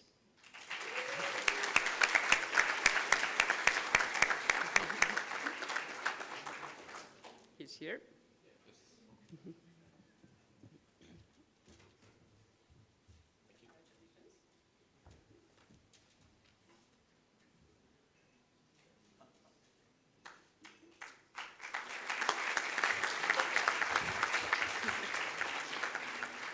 Next award, Alexandra Bakalova.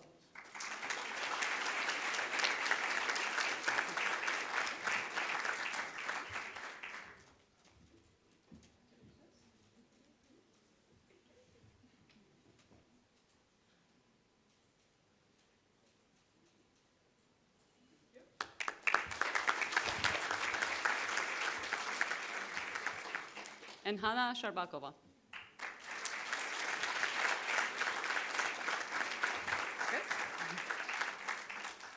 Okay, next category, reinforcement learning, Mikhail Tyrolski. And probably the most popular award, the most popular poster as well.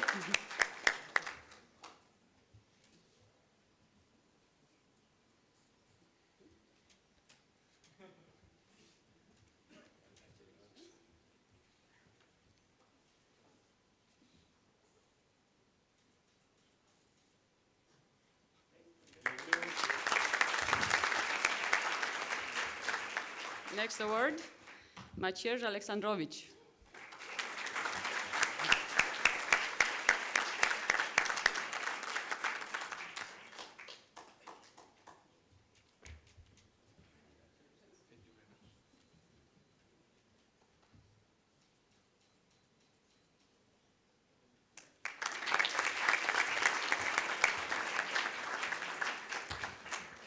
And Jedan Lapandic.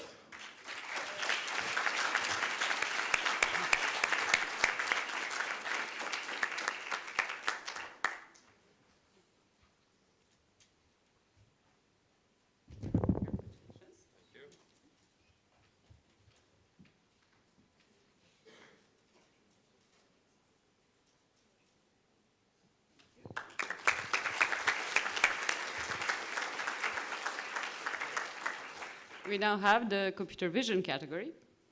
First award, Mihnea Jurka.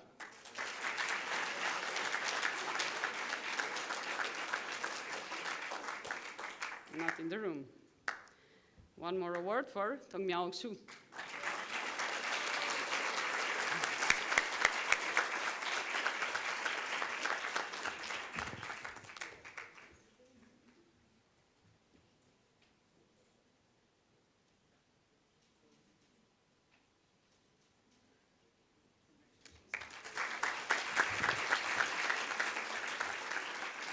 And Sudarshan Yengar.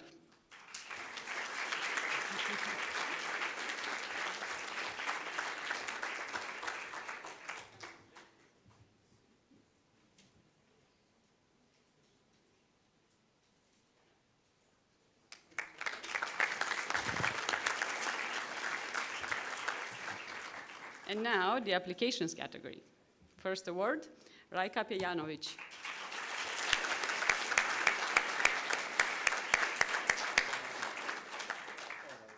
Not in the room. Mostafa Sahoseini. Sorry for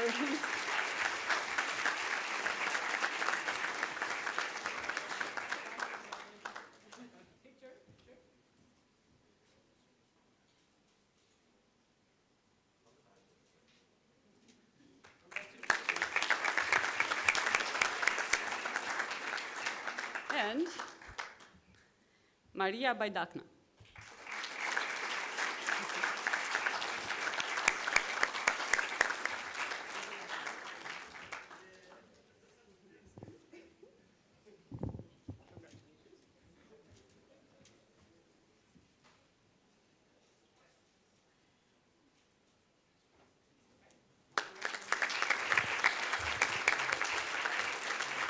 Okay. So this was the full list. Thanks everyone, and congrats to everyone for presenting your posters. It was really, really nice sessions.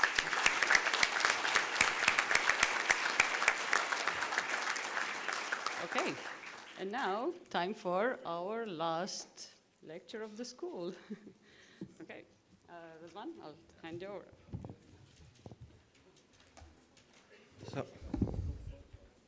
Oh, yes, so after the lecture, there's going to be the group photo, so don't forget about that. So it's going to happen downstairs. But yeah, it's my great pleasure to introduce our last speaker of the summer school, Alden Hung, if I'm pronouncing the name correctly. Sorry for that. Yeah, but as Alden has been, you know, he was a DeepMind while I was there, so we were, and now he's as isomorphic, and maybe one thing that you might that he's done that you might know about is he was part of the AlphaFold team for AlphaFold 3, and he's gonna talk to us about protein folding and sort of what's involved in trying to get sort of a success story like AlphaFold. And with that, let's give a warm welcome to Alden.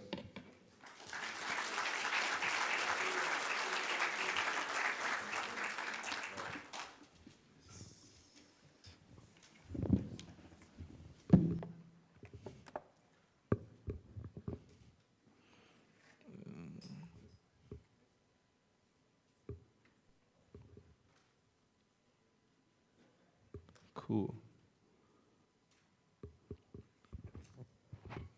All right. Can you hear me well? Cool. Wow, this is very nice experience to talk to so many young people here. Make me feel young again as well. Yeah, I'm talking about this drug design in the era of AI, and I'm currently working in this company called Isomorphic Labs, which I will explain a little bit. Have anyone heard about this company? Yeah, it's very nice to be here. It's a very lovely city, very lovely country, and good to see some of like old friends here in DeepMind, and very nice to be here with you. Cool. Just to start with, I want to give a bit of like kind of my career trajectory, and hopefully that give you kind of some inspiration, because I know maybe some of you are working on machine learning or just want to do machine learning. So myself, I was not trained as a computer scientist. I grew up in Taiwan, which is like a small island in Eastern Asia, and I actually have a medical degree, and I went to medical school after high school. So, but you can see here, I actually have a funny image here, not about like medicine, but it's like, I always have a passion for programming. So I was actually, during my medical school, I was doing some kind of like app, like phone app development kind of stuff, and working on competition like that. And after medical school, I find like clinical work is not my like passion about. So I decided to pursuing a PhD in United States. So that's where I went to Johns Hopkins in Baltimore, in East Coast. And at that time, I decided to move over to do neuroscience. And the kind of work I'm doing is that you can see a monkey there. It's not really actually my monkey, but I was doing something very similar to this. I was basically training monkey to look at the screen, and I was trying to understand how the monkeys in the brain, how do they understand the visual representation of the word. So that was quite cool, and that was quite nice for me to understand how the brain works, and that's also like linked to my passion about computation quite well. But then I realized, like, what I really want to do is actually kind of like more coding, more machine learning. So I was really lucky after I doing my PhD and a short postdoc, I have this chance that I have able to join this company, which is DeepMind. I don't think they use this logo anymore, but this is was the logo when I joined. And yeah, I was able to joining the neuroscience team there. But even though it's called the neuroscience team, I was doing a lot of machine learning, deep learning kind of work. And this is just like one random example to get you a flavor of what kind of work we are doing. This is like this agent, this kind of like running in this 3D environment, and it's need to figure out how to do various kind of tasks. And in this particular one, they need to use the memory system, trying to memorizing what they see, like few minutes before they see a particular kind of thing, and a few minutes later, they need to retrieving the same information. And I guess most importantly is about 3 years ago, I decided to make this move over to isomorphic lab, and that is the topic of today, protein folding and what's coming beyond protein folding, how protein folding is going to help us with drug discovery. Okay, yeah, so just give an inspiration, this is the kind of like overall mission of isomorphic lab, which is we want to solve all disease, which sounds like a very ambitious goal, but this is our founder, Demis Hassabis, is having in mind. We really want to see in this era of AI, how are we able to speed up and make the drug discovery process to a next level. And we were able to build in this future that we find a cure for all disease. Outline of the talk today. The first part, I will spend maybe 10 minutes on just give a backstage of how AI redefined drug discovery and a bit of like backstory, how AlphaFold coming to life. And then I'll spend the middle part talking a little bit more technical in depth about how AlphaFold 3 works, and sharing with some result about AlphaFold 3. And in the end, I will also telling a bit more what are the other applications in the drug discovery that we build upon or even build beyond AlphaFold 3 in isomorphic lab. And feel free to interrupt me with any question anytime. I'm happy to take questions anytime or at the end of talk. Cool, so how do we use AI to redefine drug discovery? I would be starting with this figure here. This is Moore's law for transistor, and on the right-hand side is the flop for the GPU, and the x-axis is years. The y-axis on the left-hand figure is actually log scale. Okay, so this is showing the Moore's law. Let's say the number of transistors is going to double like every 18 months or so, right? So I suppose everybody's seen this before, right? And this is keep going like this trend.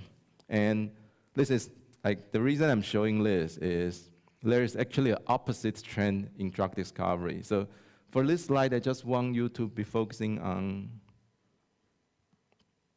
this part, this particular figure here. There's a funny name here. I think this is just a joke. This is called EEML law.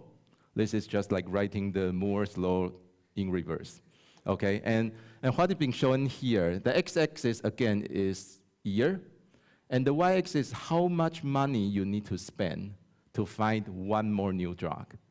Okay, so this is getting harder and harder. I think there are multiple reasons. I would say one main reason is likely the low-hanging fruit are already discovered, and it's just getting harder and harder to find a new cure. Okay, so we really need to find some kind of like paradigm shift, a change that to be able to discover more drugs in the near future. Okay, and this slide is just showing a bit of what are the stage looks like in a drug discovery pipeline. Like how do you get a drug from an idea to a pill that the doctor can prescribed to you. There's basically 3 phases here. The first is biology, and then the middle part is more about chemistry. And then the last part is, it's saying execution here, but you can also think about medicine, clinical trial, the kind of stuff. So the first part, biology, this is, we call target discovery and target validation. The term target here usually means a protein. Usually the way it works is you identify a protein that you can link to a particular disease. Like say, there's a particular protein called P53, and let's say it's related to some particular kind of cancer, okay? And then once you verify these things biological-wise, you go into this chemistry stage. In this stage, what the job of the chemist is trying to find the thing we call hit or lead. This basically just means molecules that will be able to bind to this protein. And then when it's binding, it will either disrupting the function of this protein or like enhancing the function of this protein. And because of this interaction, it's going to change the nature biological pathway, so it's going to change the progress of your disease. And the last phase of this execution phase is actually the most expensive and time-consuming part, is the clinical trial part. It means like you need to carefully go through the process about like trying this in a small population first to see if your drug is safe, and second, if it's effective, and then you can roll this out to the wide population. Okay, there are a few bottlenecks I was trying to like going through here. The first bottleneck is it's very hard to understand the disease biology. Biology is just very complicated, right? It's nothing we designed, so it's not like, it's very different from computer science. It's not like designed, it's actually already layered, so you need to understand it. And there's like so many interactions, so you need to really figure out how things work together. How confident you are able to say, if I'm going to disturbing the function of this particular protein, I'm going to cure the disease. Because our body is having like on the scale of like 10,000, 20,000 proteins that actively interacting with each other in the cell. How are you able to identify which particular protein, if you are going to inhibiting it, it's going to change the biology, changing the function, right? So that's the first bottleneck. The second bottleneck is molecule design, which is the part I think I'm actually focusing most on today.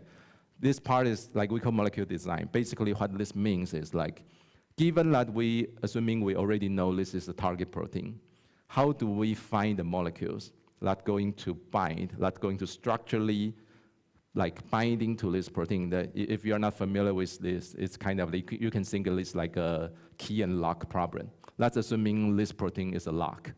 And you have a huge set of key on the scale of million, actually more than million, like 10 to the 60. Like you have a lot of keys, right? And there's only a few of the keys can open this lock. How do you find those keys? Okay? And the third bottleneck is like, how do we make sure our compound have a good quality? Because currently, why this drug discovery is so expensive is 90% of the clinical trial actually fail. They fail for several reasons. In some cases, it's the drug you propose is actually not safe enough. So when you're actually trying on a bigger population of people seeing bad side effect, let's say they are toxic. Okay, and in the second common categories will be the drug is actually not effective. So even though like in the animal model, you are showing like your thing is working, but it's just not working on human. Okay, so that is another challenge. And the fourth challenge is also a very interesting one and quite related to machine learning, is that usually this whole pipeline thing, like all the bottleneck from 1 to 3 we talked about earlier, it's applied for a single target, a single disease as once. So there is no generalizability, there is no scalability. Question? Thank you. In this aspect, something I've seen rising over the later years is an effort to do a translational medicine using AI. So although the same molecule, the same treatment doesn't transfer, let's say, from pigs to humans, you can have a system that would tell you what form would probably be suitable for humans if you know the form that is suitable in pigs, for example, and have an AI system making this translation from the one domain to the other. So is that something that might change that trend? Do you see potential there. If I understand you correctly, you are talking about drug repurpose? You are saying? No, No. it's they call it translational medicine. Yeah. Like if you have some facts about an organism, how do you transfer these facts to different facts on another organism? Yeah. And the discussion is that there is a lot of potential in AI to capture this translation from one domain to the other. I would say translational medicine, in my understanding, I think it's most related to this bottleneck one. It's about understanding the disease biology. And I think some of the things you describe here is a thing we call drug repurposing, which means like if we know a drug that is safe, but it was originally designed for some particular disease, but actually it's not very effective. There are attempts to be trying to see, oh, actually maybe this is actually helpful for other disease. Okay, so there's a lot kind of possibility as well. So back to this bottleneck 4, I would say one thing very excited for isomorphic lab and in general for AI in drug discovery is that we want to find this generalizability. We are very ambitious, want to basically trying one solution that can fit for all. So if you can identify a way to discover your drug, then now you have this machine. You're processing through, say, I was able to identify a lot of protein target, and I have an automatic, relatively automatic pipeline that I'm going to designing the molecules and then getting through. So currently this is not quite the case. Currently, like there are companies focusing on like one very specific disease.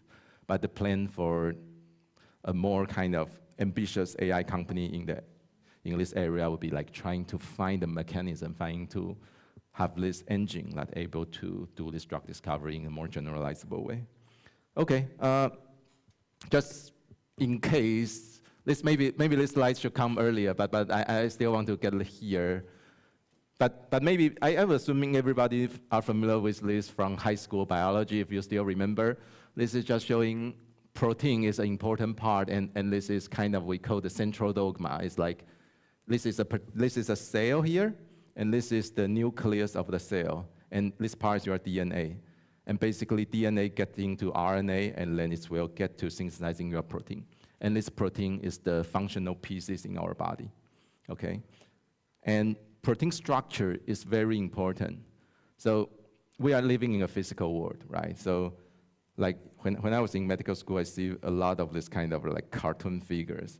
But actually in reality, in your body and in every single cells, you have such like protein, which is a 3D kind of machine. And every protein have a different shape, okay? And they will be interacting with each other, depending on their shape if they are complementary. Okay, so this is a very important information to know the structure of the protein.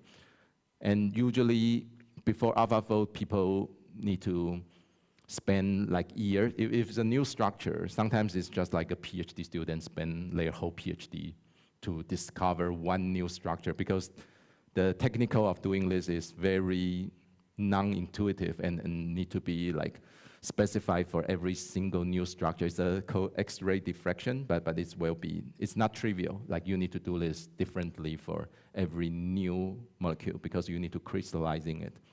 And why is this important, right? Why the structure information is important? Because first of all, if you know the structure, you can predicting if two proteins are interacting with each other. So you can predicting the functionality of biology. And the second part is probably like more relevant to today's talk, like I'm going to focus on is this also help rational structure-based drug design. Okay, once you have this protein folded, you will usually see it's like a 3D object, right? Okay, and this 3D object will have some part that is concave, which means like there will be a pocket layer. And usually this pocket is the place where we will design the molecules, the drug like we are planning to binding to the protein. So if you know the structure, then you can do this thing we call rational structure-based drug design. This is in contrastive to there's another approaches like say, I just don't care about the structure and let's just doing a lot of random search, and this is less effective. I was just wondering how stable structure is, you know, I mean, there are a lot of environmental conditions like temperature and maybe other things that change the structure, and that's going to affect your predictions, isn't it? Yeah, this is a great question. Structure, so this is one thing actually we're going to talk about later, but protein structure, I'm kind of simplifying this. This is actually a dynamic thing.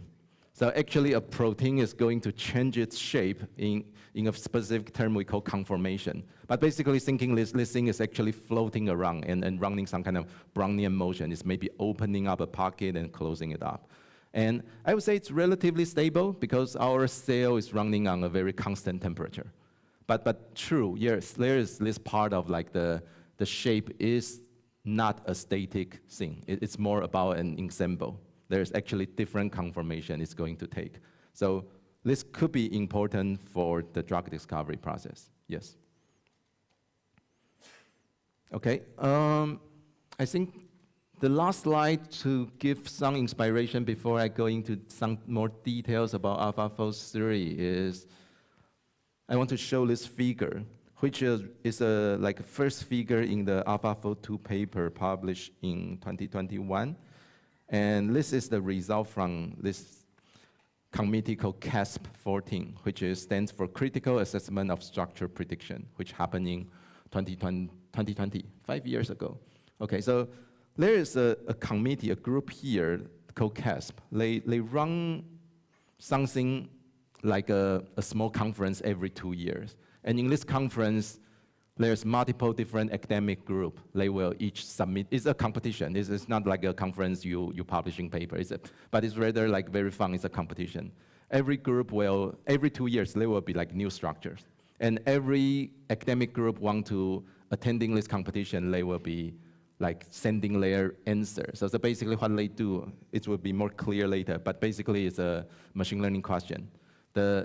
The committee will give you a set of sequence, and you need to tell them back what is the 3D structure looks like, okay? And then you see who wins, right?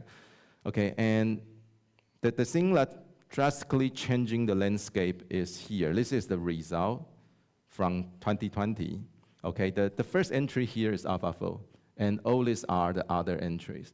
And this y-axis here is the rooming square distance. It's basically some kind of like measurement of how good you can generating a 3D structure comparing to the ground truth. So this is distant, like rooming square distance, right? So this is an arrow, lower is better. And you can see everything before this model are kind of, yeah, some of them are better than others, but they are at the scale of 3 angstrom. And AlphaFold is like totally like changing the landscape of reducing this to 1 angstrom, which make this actually really important because this is reaching to the experimental error level of accuracy. And I guess one thing to make this not sounds like too like a news report is like, certainly it's still not perfect. It's still not working on all the sequence. Like some proteins are still harder to fold. But apparently it's something useful, and we should be getting aware of it. Okay, so in this, any questions before I jump in more into the deeper explanation of AlphaFold 3? Cool. If not, I start AlphaFold 3. Okay. I'll very quickly go first through AlphaFold 2, which is the thing I described earlier. And what the model is working is that on the left-hand side, you get this thing we call a 1D sequence. Okay, you're basically getting this kind of like a Morse code. The idea is this, in our body, we have 20 different amino acids. These are the standard building blocks. It's amazing, like, you know in DNA, we only have like 4 DNA type ATCG, right? And that will be transcribing to 20 different amino acids. And it's just like English or any language, it's a building block. You just need these 20 building blocks to get all different kind of protein just by putting them in the correct order. Okay, so this is the sequence, the code of a particular protein sequence. And you go through this particular machine. And then the result, the expected result is that you are able to predicting the street structure like the one on the right.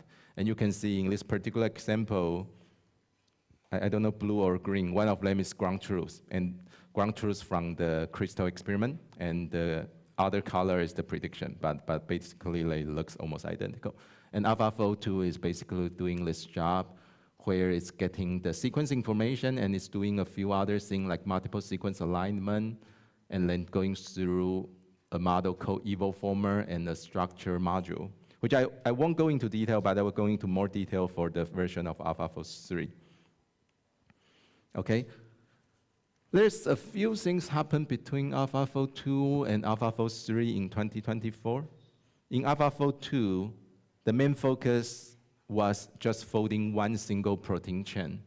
So it's like there's only one of this sequence here, okay? And the year after, the team been expanding it up so it can folding multiple protein chains. So this makes it much more interesting because now you actually can fold two protein entities together with each other.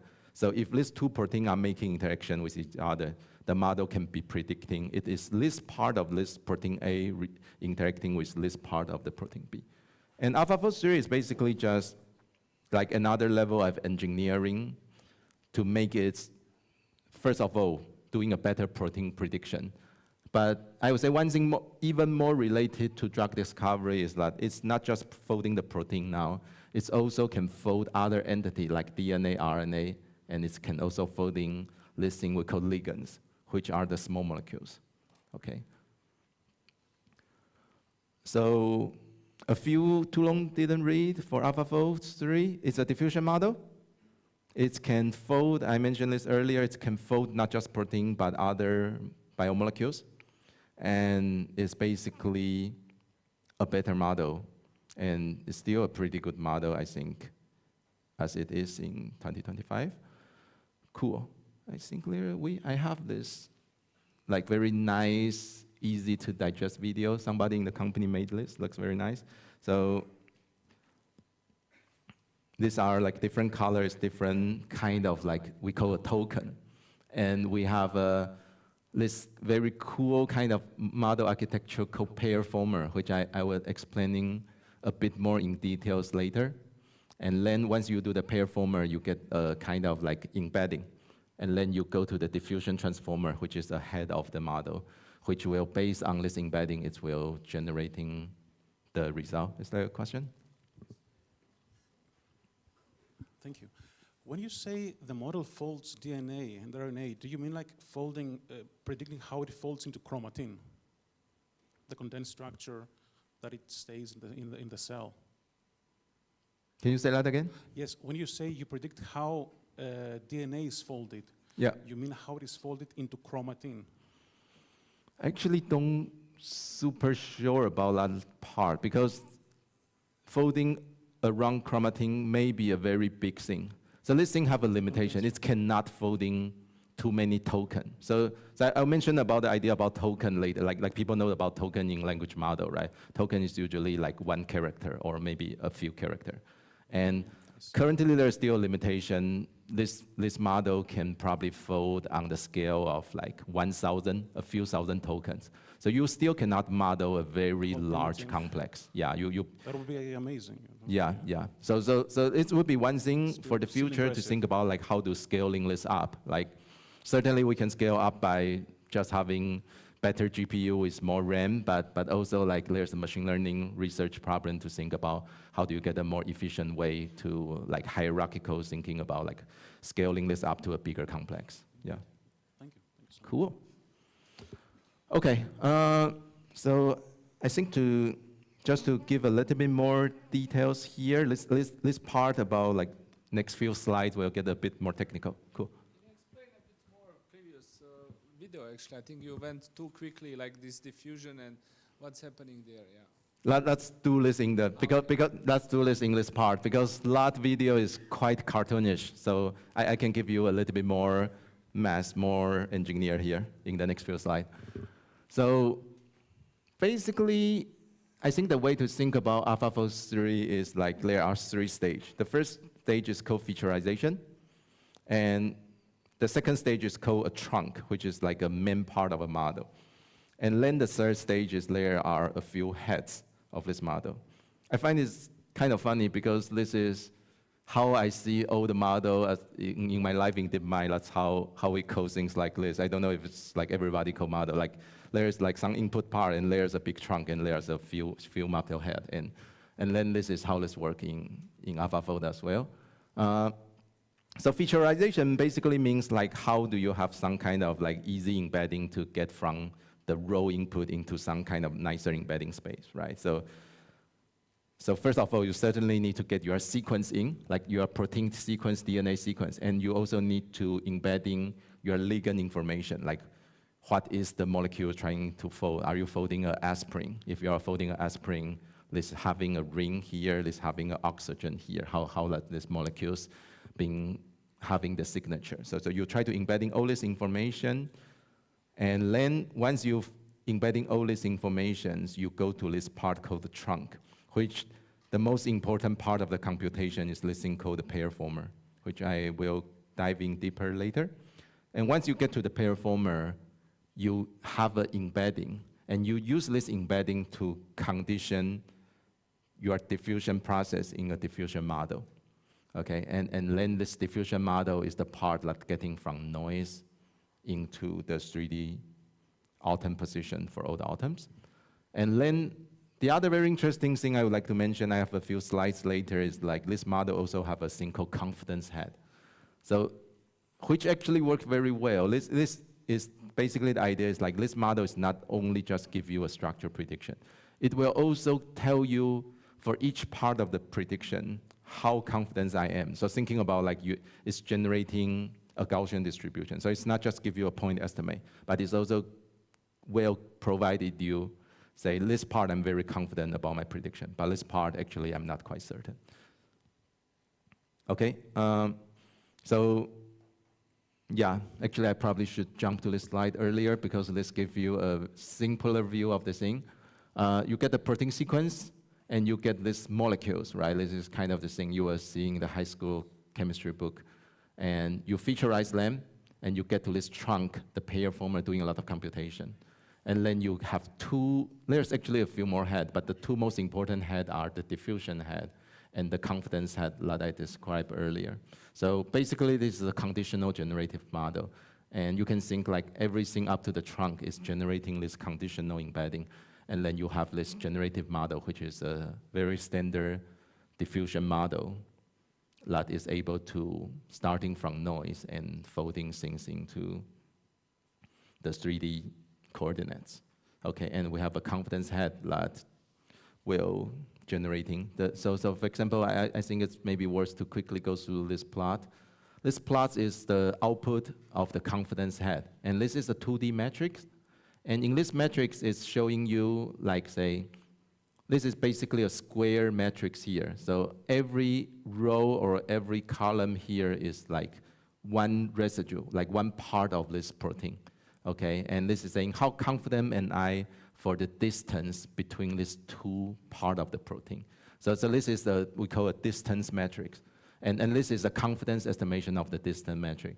So this is basically saying, oh, the darker green in this color scheme means the model is more confident. So they're saying, oh, the model is very confident for this part of the prediction and less confident about this part.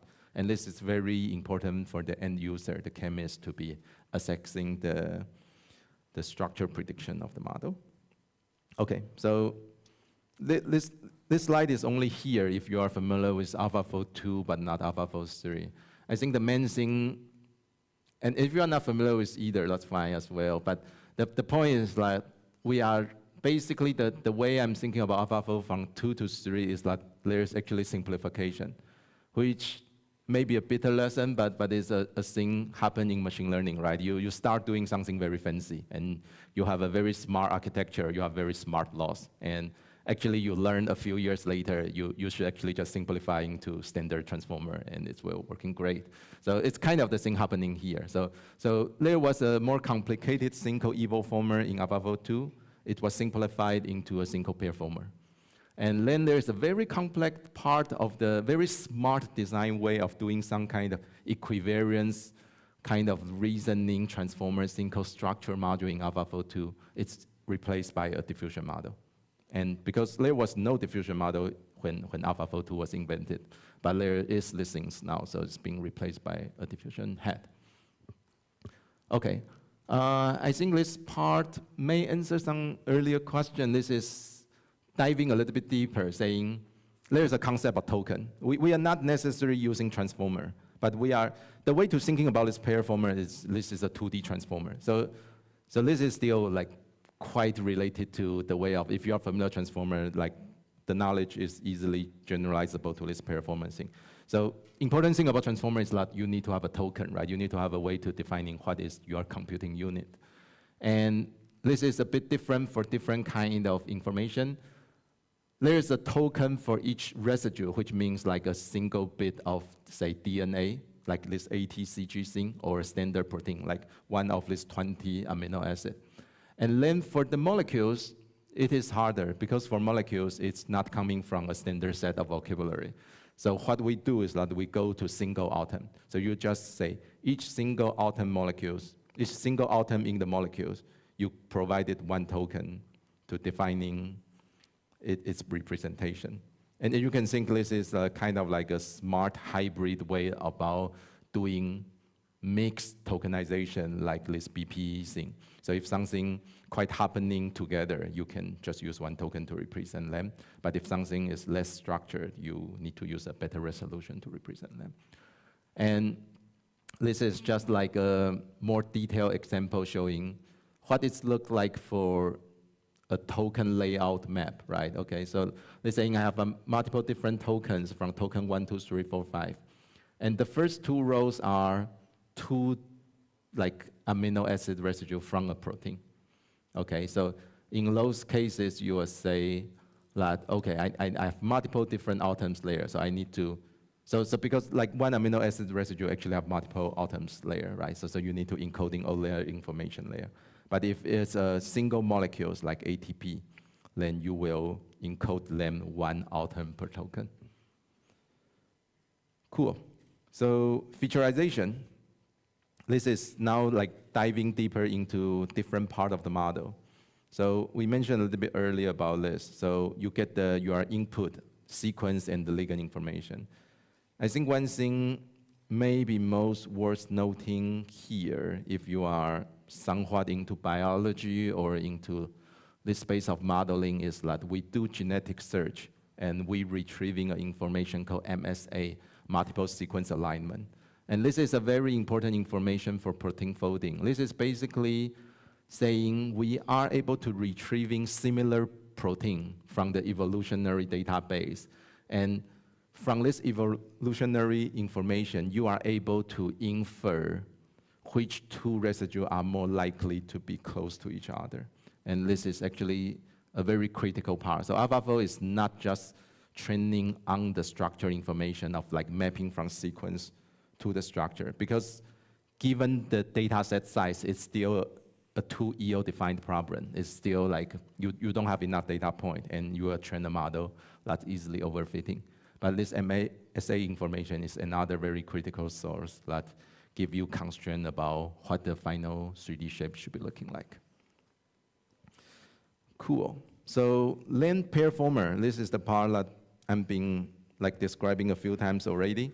And I wouldn't go into the detail of all this block here in the middle, but I think this is a quite inspiring and an important part of this model that is unconventional in other domain in machine learning. This is like we put the things in this kind of 2D matrix, okay? So, and each one of these entries is one token, okay? So in original, like rather common language modeling, sorry, questions?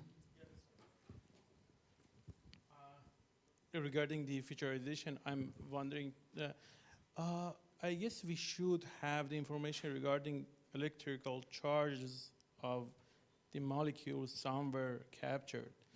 And I guess it's captured within the tokens. I want to ask if it's right or not. And afterward, I'm thinking, is graph neural networks utilized anywhere, maybe for representation of small molecules? Sorry, what was the second part? Is graph neural networks utilized anywhere, maybe for making a representation? So I can answer the first part first. So yes, there are information which I simplify a lot, and I didn't show the part about how to featureizing the molecules. But all the kind of common chemistry features you can think about are featurized into the model. For example, the atom type and the bond, like what are the bonds between two atoms, right? Is there a double bond between these two atoms? And what are the partial charge of these molecules? So all this basic information you can retrieving from like basic chemistry library will be retrieved and throw into the model. And can you say the second part of the question again? I personally would represent a graph like small molecules with graph neural networks, but it didn't get mentioned here. I was wondering if it's that the case. So it's not necessarily represented in a graph neural net, but it's actually related to this pair former, which I can explain, because this is actually a graph. I would argue, I would say this pair former is a graph, right? Because thinking about this way, each of your atom is one token here, right? And then you have this 2D matrix. So this 2D matrix basically, what do you call the adjacency matrix, right? You can then now encoding say, okay, there is a double bond between atom 3 and atom 5. And then you have this actually, it's kind of like a bit waste, because usually when people in the graph neural net, they will represent the graph sparsely. But this is like, we're doing this in a more expensive way. We are basically having a complete graph. So even though there's no, say, physical bond between the molecules, we still want to make the computation to flow between the atoms. Because you don't know if two atoms, even though there is no physical bond, they can still be close to each other in the structures, in the physical space, right? So the most conservative way to do this is that you don't assuming there's actually an age information, and you are constraining, say, the message need to passing through this specific age only. So we basically say, oh, this is a fully connected graph, and all the tokens are able to talk to each other directly. So that's one way to think about this pair former. This is quite expensive, and because this thing have a complexity of O n to the 3, right? Because thinking this way, this is basically say, originally, if you have a language model with transformer, you have n tokens, and you are n squared. But now we are having this matrix that is n by n. And then we need to do something a little bit smarter. Now one option is that you can just linearizing all these tokens into 1D space and doing regular transformer. But that will be too expensive. So what we need to do is do something smarter. We say, okay, we are going to do some attentional computation between the tokens. And now the tokens are actually each one of these entries on this 2D matrix. And we'll say, okay, everything in the second row, let's do cross attention with each other. Or say, and the next iteration is say, everything in the same column, let's do attention cross read to each other. So in this way, you don't get to explode into n to the 4. It's kind of like, it's still expensive, but it's keep to the computation to n to the 3. Okay, and I think this is a quite nice, it's very expensive, but there are a few attempts in ISO or in DeepMind to say, can we actually throw this away and just go to use simple transformer? And you can, but the performance will not be as good. So we still keep with this as we think. We're still thinking the performance is most important. And so this thing is interesting because this thing actually doesn't have a lot of parameter, but this thing is expensive to compute. So this is showing an example that the number of flop you are putting into the model is actually an important parameter to scale to get you better model performance.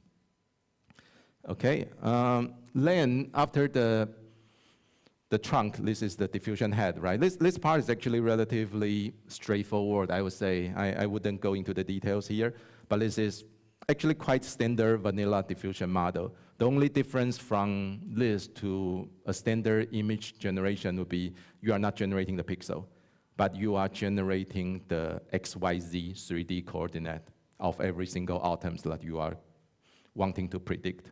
And like one thing funny is here, we actually also don't do any kind of equivariant thing. We just like do data augmentation of like randomly rotating our input data.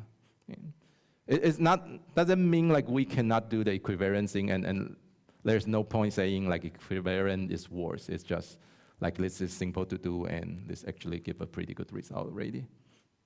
Okay, and then there are some losses on this. I think the most kind of nature loss is basically this coordinate loss, like this is what you predict from the ground truth. But there's also other kind of more heuristic losses, which is not in the original mathematical definition of diffusion, but they do help to get us to train a better model. Okay, AlphaFold training. So very quickly, I want to share about like this training. I think the most important thing I would like to share is like there is this tricky part that once you generate something, you need to comparing to the ground truth, right? And this is not actually very trivial to do in this molecule space. So let me give you a bit more clear example. So when you are generating this structure, this thing called 10GS is a thing we quite like as a toy example. This protein have 2 chains, but these 2 chains that's showing in orange and green here, they are actually identical to each other. And we call that the A2 homomer. That means like you have two pieces that are identical and you need to put them together. And when you are predicting them, you are also going to generating 2 pieces, right? So you have the ground truth and your prediction. But your prediction and your ground truth have a different permutation, potentially have a different permutation.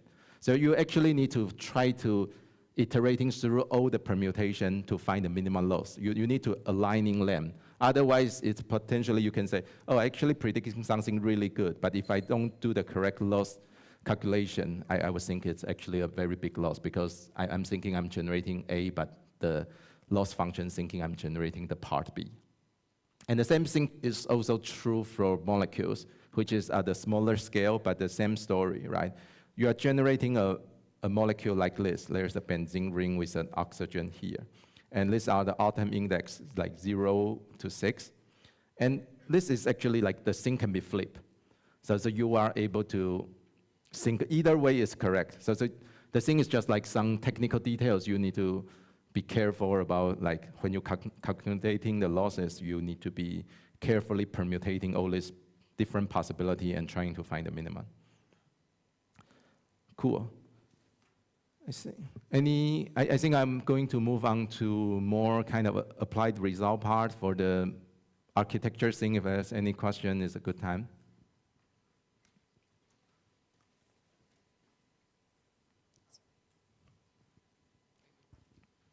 I guess I'm not from the field, so maybe it's just a bit question, but how do you really train the confidence head and what is the label for the confidence head? Because it seems a little bit more complex. That's a great question. I think I actually don't have a slide for that.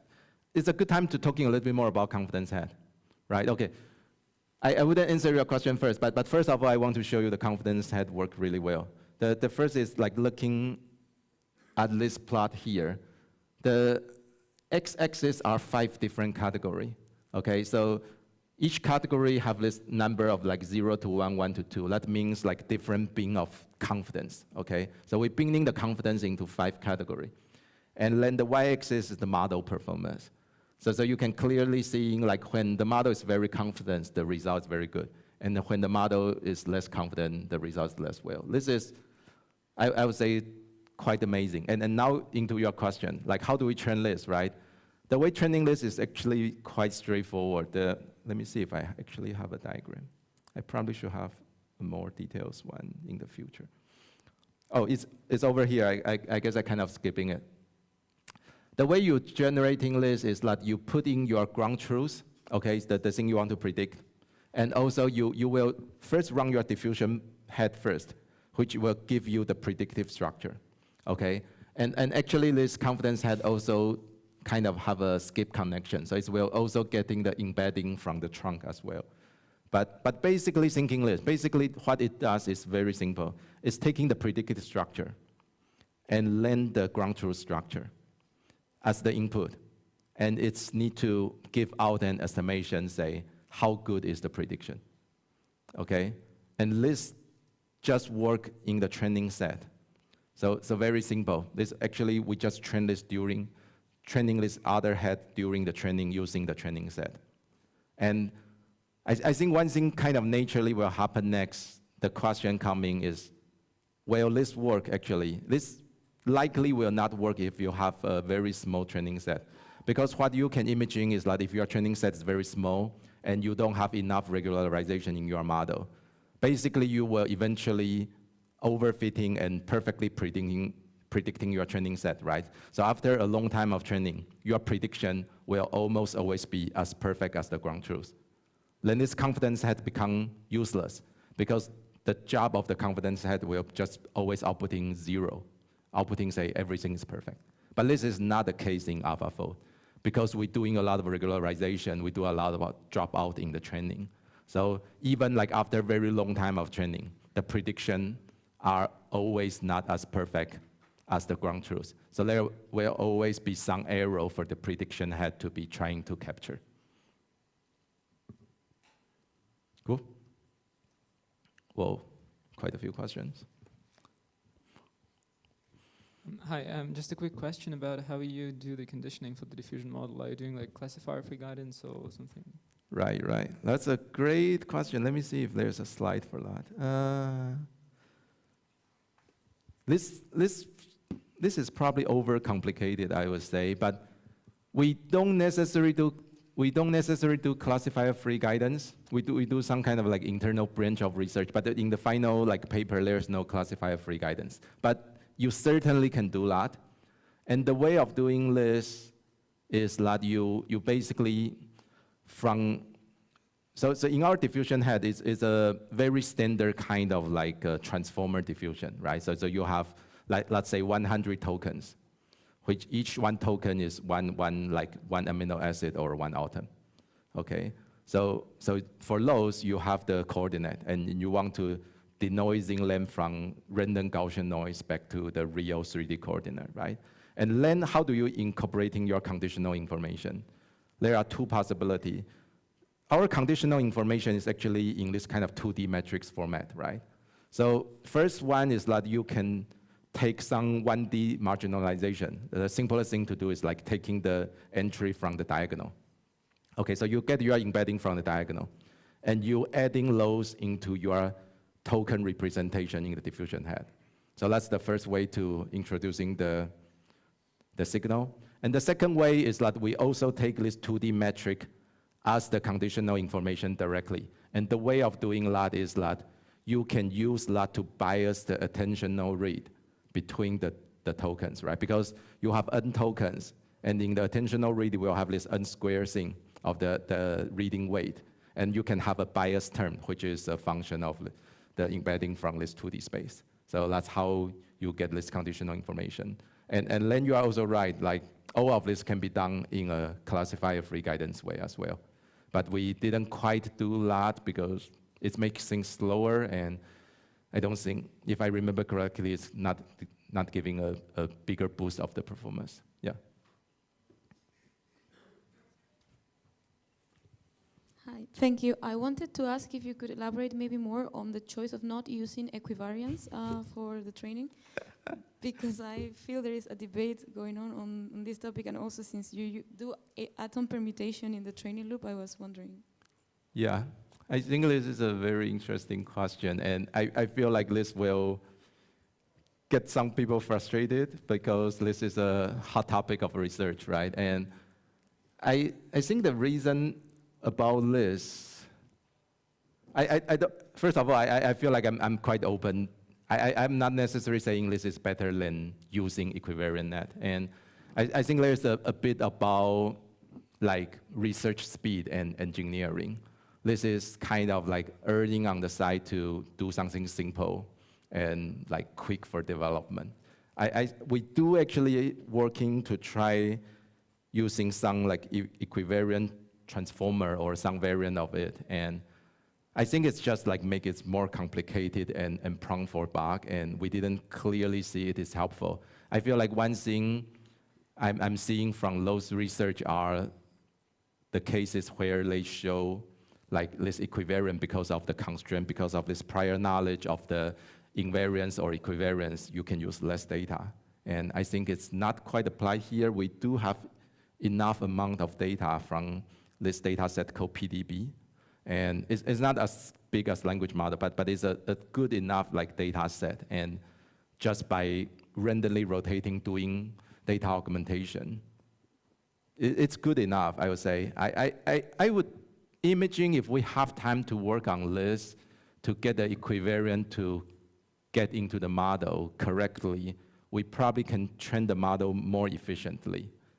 But now we just like kind of brute forcing it. We just say, for all the training data, let's just randomly 3D rotating them. And so the model internalizing this information. Thank you.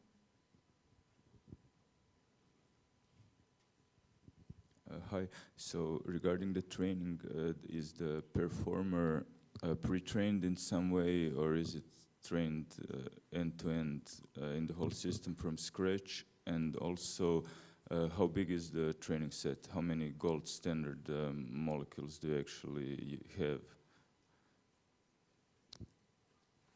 I'm not sure I listened here the second part, but I'll answer the first part.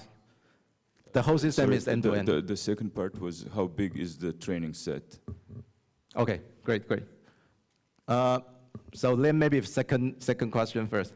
So I think something maybe I'm missing in this talk is that layer is a very, the reason that, I wouldn't try to flip backward, but the whole reason this thing works is because the biologist, this specific field called structure biologist, the whole reason this whole AlphaFold thing works is that the structure biologists are doing a great job that they are sharing their data on the internet in a shared data set called PDB, Protein Data Bank.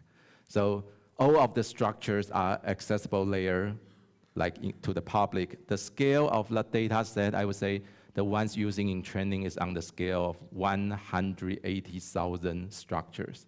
Okay, so it sounds a little bit small, but it's actually a very dense information because in each one of this data point, it's a structure. So in each one of this, it's actually a bunch of 3D points. A lot of information there. It's not like you just have 180,000 binary information. You actually have a lot of information to learn from there. So that is the data, and the model is end-to-end. So the model is basically getting this input sequence and getting the structure as output. And there's no pre-training or there's some kind of like training stages where you say, I'm training on a smaller crop. We cannot actually running the training, like one thing, like there are some details about this. It's like this performance thing, we know it's very expensive, right? And we know training a model is more expensive than inferencing a model. So during the training time, you actually cannot train on very big protein. At the time of like running this model, our regular training would be, the token size would be just 380. Okay, very tiny, like thinking about this in nowadays, language model is like a super tiny context window. But you can only train on the scale of like 300 to 400 token. And because this thing is very memory hungry, and you need to do the forward and backward pass. So what we do is that you need to crop this protein, say I'm only focusing a particular part. You kind of like randomly chunking your data into pieces and training your model. And at inference time, you can do a bigger size inference, but that is how this works. But so during the training, we will be like training on a smaller crop first and then going to the bigger crop. But overall, this is end-to-end training with the same objective. There's no kind of specific stage of like pre-training or post-training. Maybe one more question? Yeah. Can I, so concerning the training data, so basically, in my understanding, some proteins are more easy to get structure experimentally for them, and some we actually cannot, right? So isn't there some like a bias inside the training set towards some more, let's say, stable proteins or those that you can measure experimentally? Right, okay, that is a great question, very, very nice question. I think because of time, I'm going to jump to a few slides to answer that question. Do I have that slide? I think I have a slide, or do I hide it? Oh, limitation, do I have limitation? Sorry.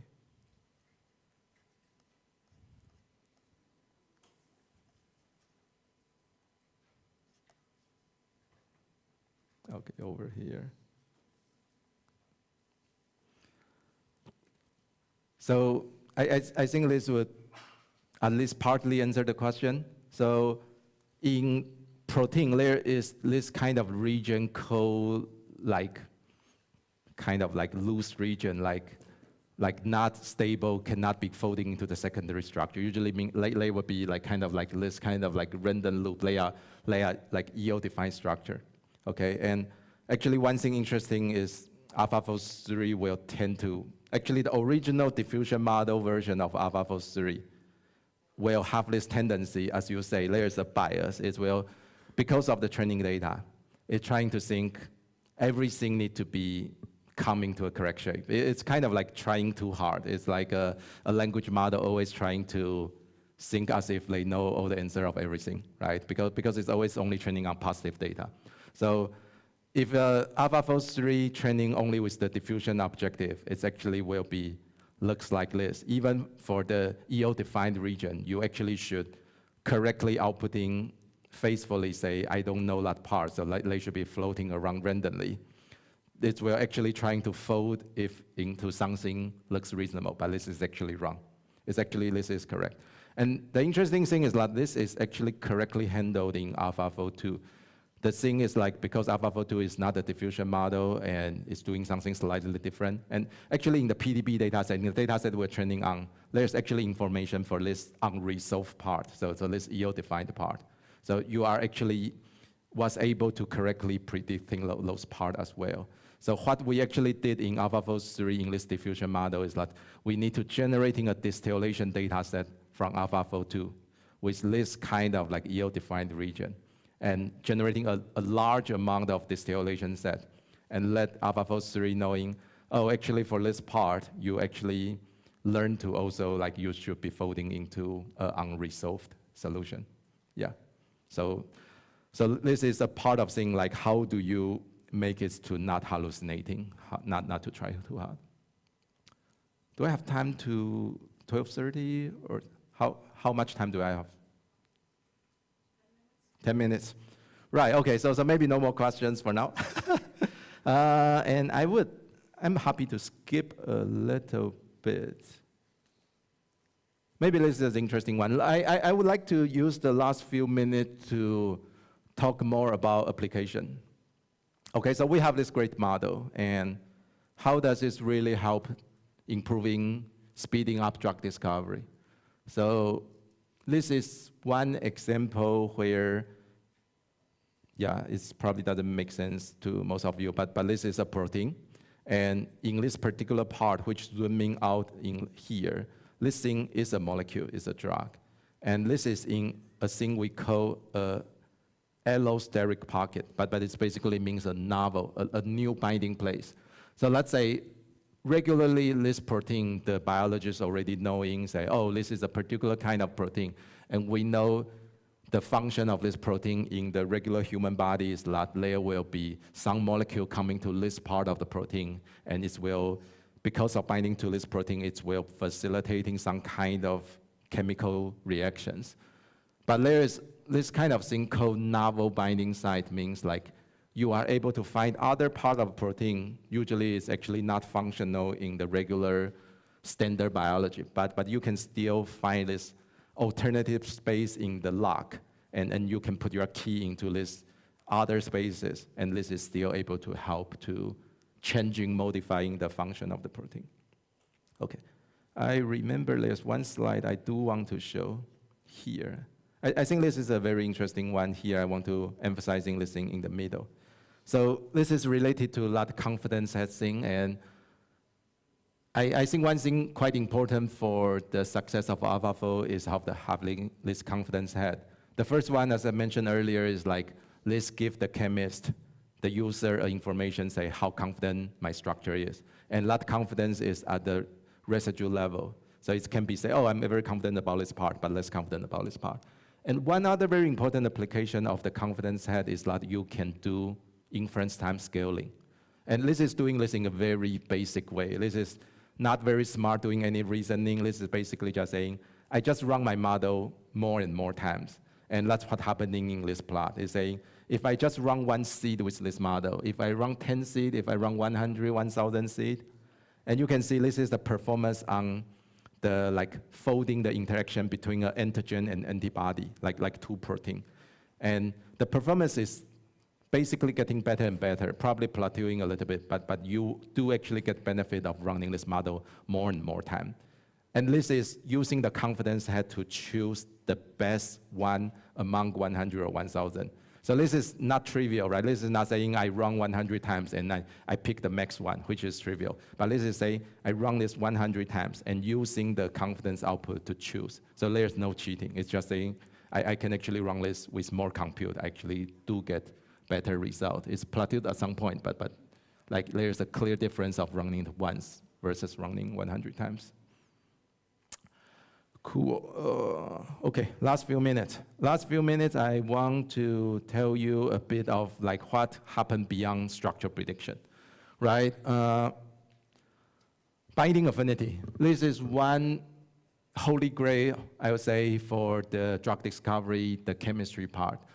This is building upon structure, but let's say, very similar question. Given the protein sequence and given a bunch of different chemical structure, can you do a job of tell me which molecule is better than other?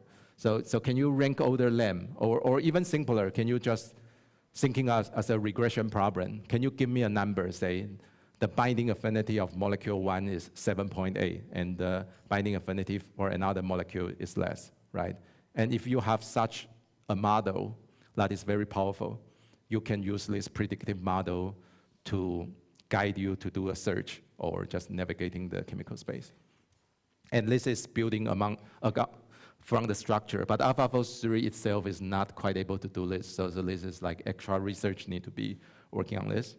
And another like dimension to be the ISO is working on, which is a bit more kind of orthogonal to AlphaFold, is like, it's also very important to know this thing called admit property of a molecule.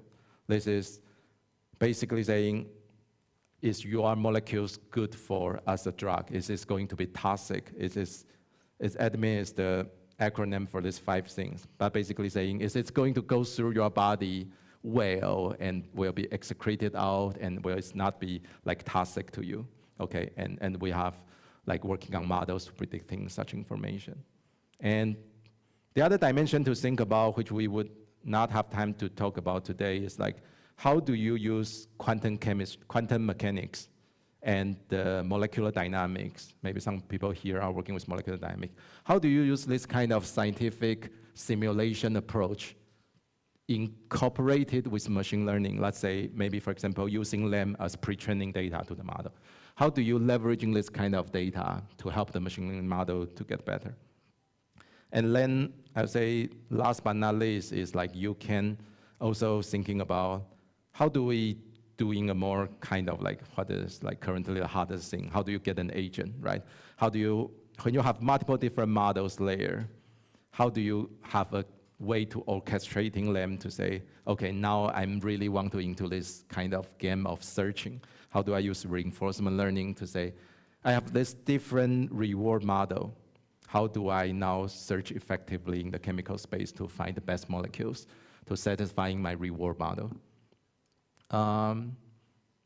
Yeah, okay, so I think we're building based upon from structure prediction, but there's like many things we are going, like as I mentioned earlier, like there are these few other things, and we also want to building across this from chemistry to biology, like from molecule to cell to tissue to organ or to the whole organism. And yeah, I think I can skip this part, but basically that is the kind of sense. And maybe the last 1 minute is like, this is how we work at Isomorphic Lab, and it's a quite exciting environment. We have researcher, engineer, and we have chemists working in the same building. So I guess that's kind of one thing I'm quite happy in ISO as compared to like my experience at DeMai. Now is like I'm actually very closely sitting next to the people are running my model every day. So I'm generating something that is actually looks like going to be helpful, like somebody are designing drug based on those. And yeah, it's a fun, nice environment. And I'm happy to take questions if there's time, but if not, I will be around and I'm happy to talk more in person. Thank you.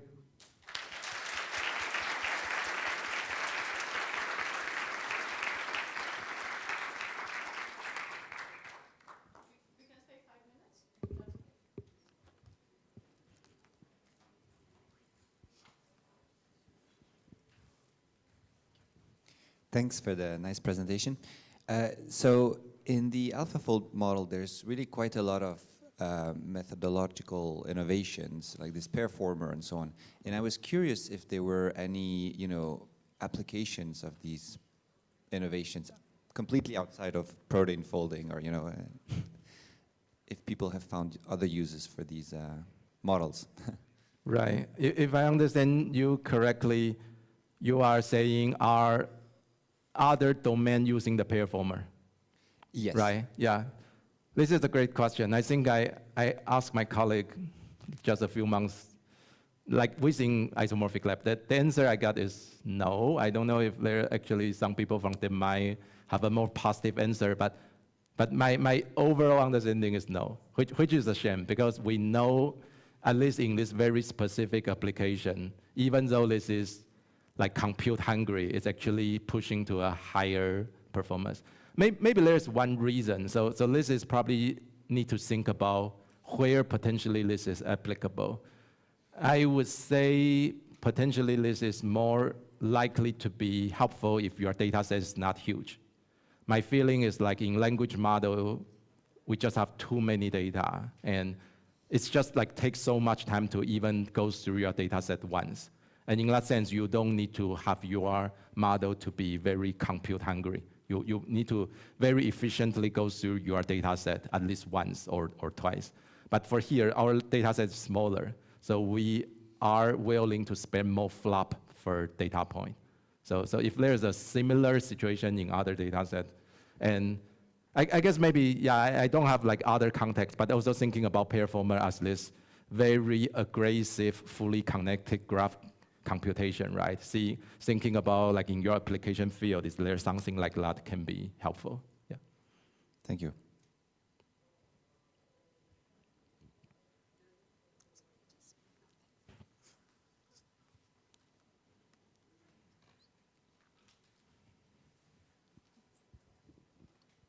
Thanks. So I have 2 questions. So just first of all, is it possible to define like custom SM types and use non-canonical amino acids and predict the structures of those kinds of proteins? Or would that kind of be a bit out of distribution? Or what do you think? Using non-canonical amino acids. What do you mean by, you mean like tell me more about what your definition of non-canonical amino acid. So outside the 20 natural amino acids. You are thinking about like artificial ones or like the post-translational modification? So either artificial ones or maybe some occurring mainly in bacteria or something. Right. Yes, okay. You could use those. That's an interesting question. I don't have time to go through this slide, but this is somewhat related to your question. So I would say basically this is now doable with AlphaFold 3 or like more recent model. This was not the case in AlphaFold 2. AlphaFold 2 is very rigid, thinking we only have this 20 different amino acids. That is our vocabulary. But now, thinking about this way, the way AlphaFold 3 deal with this problem is saying, if I have this novel non-canonical amino acid, let's just treat this as a ligand, like aspirin. Let's just like now we use higher resolution. We do the atom level description of this thing.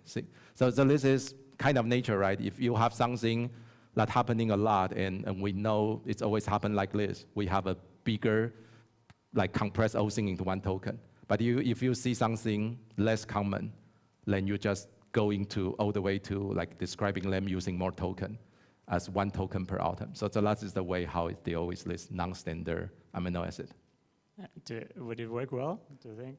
I would say it works fine. I don't want to go through like too much details, but there is like this is in the AlphaFold 3 paper. This is showing it's able to actually folding a particular residue with a phosphorylation. That means there's one residue with a phosphate on it, and that is actually critical for predicting its interaction with other proteins. So I would say it's certainly doing it in some cases. Yeah.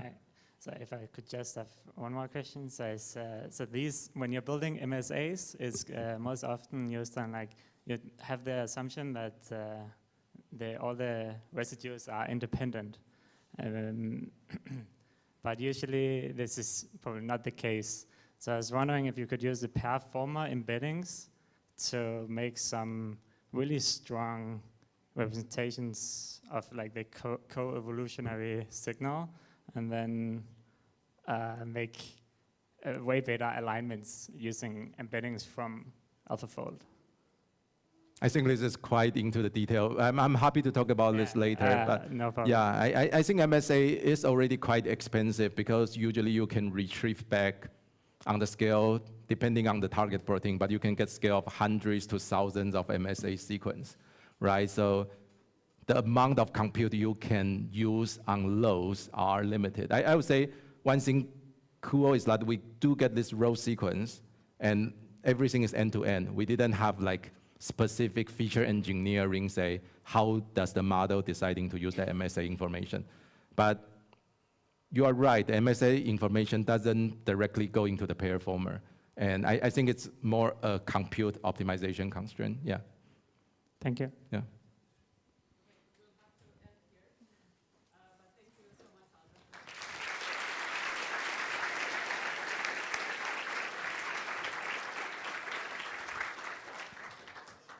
So we'll now head to the hotel lobby for the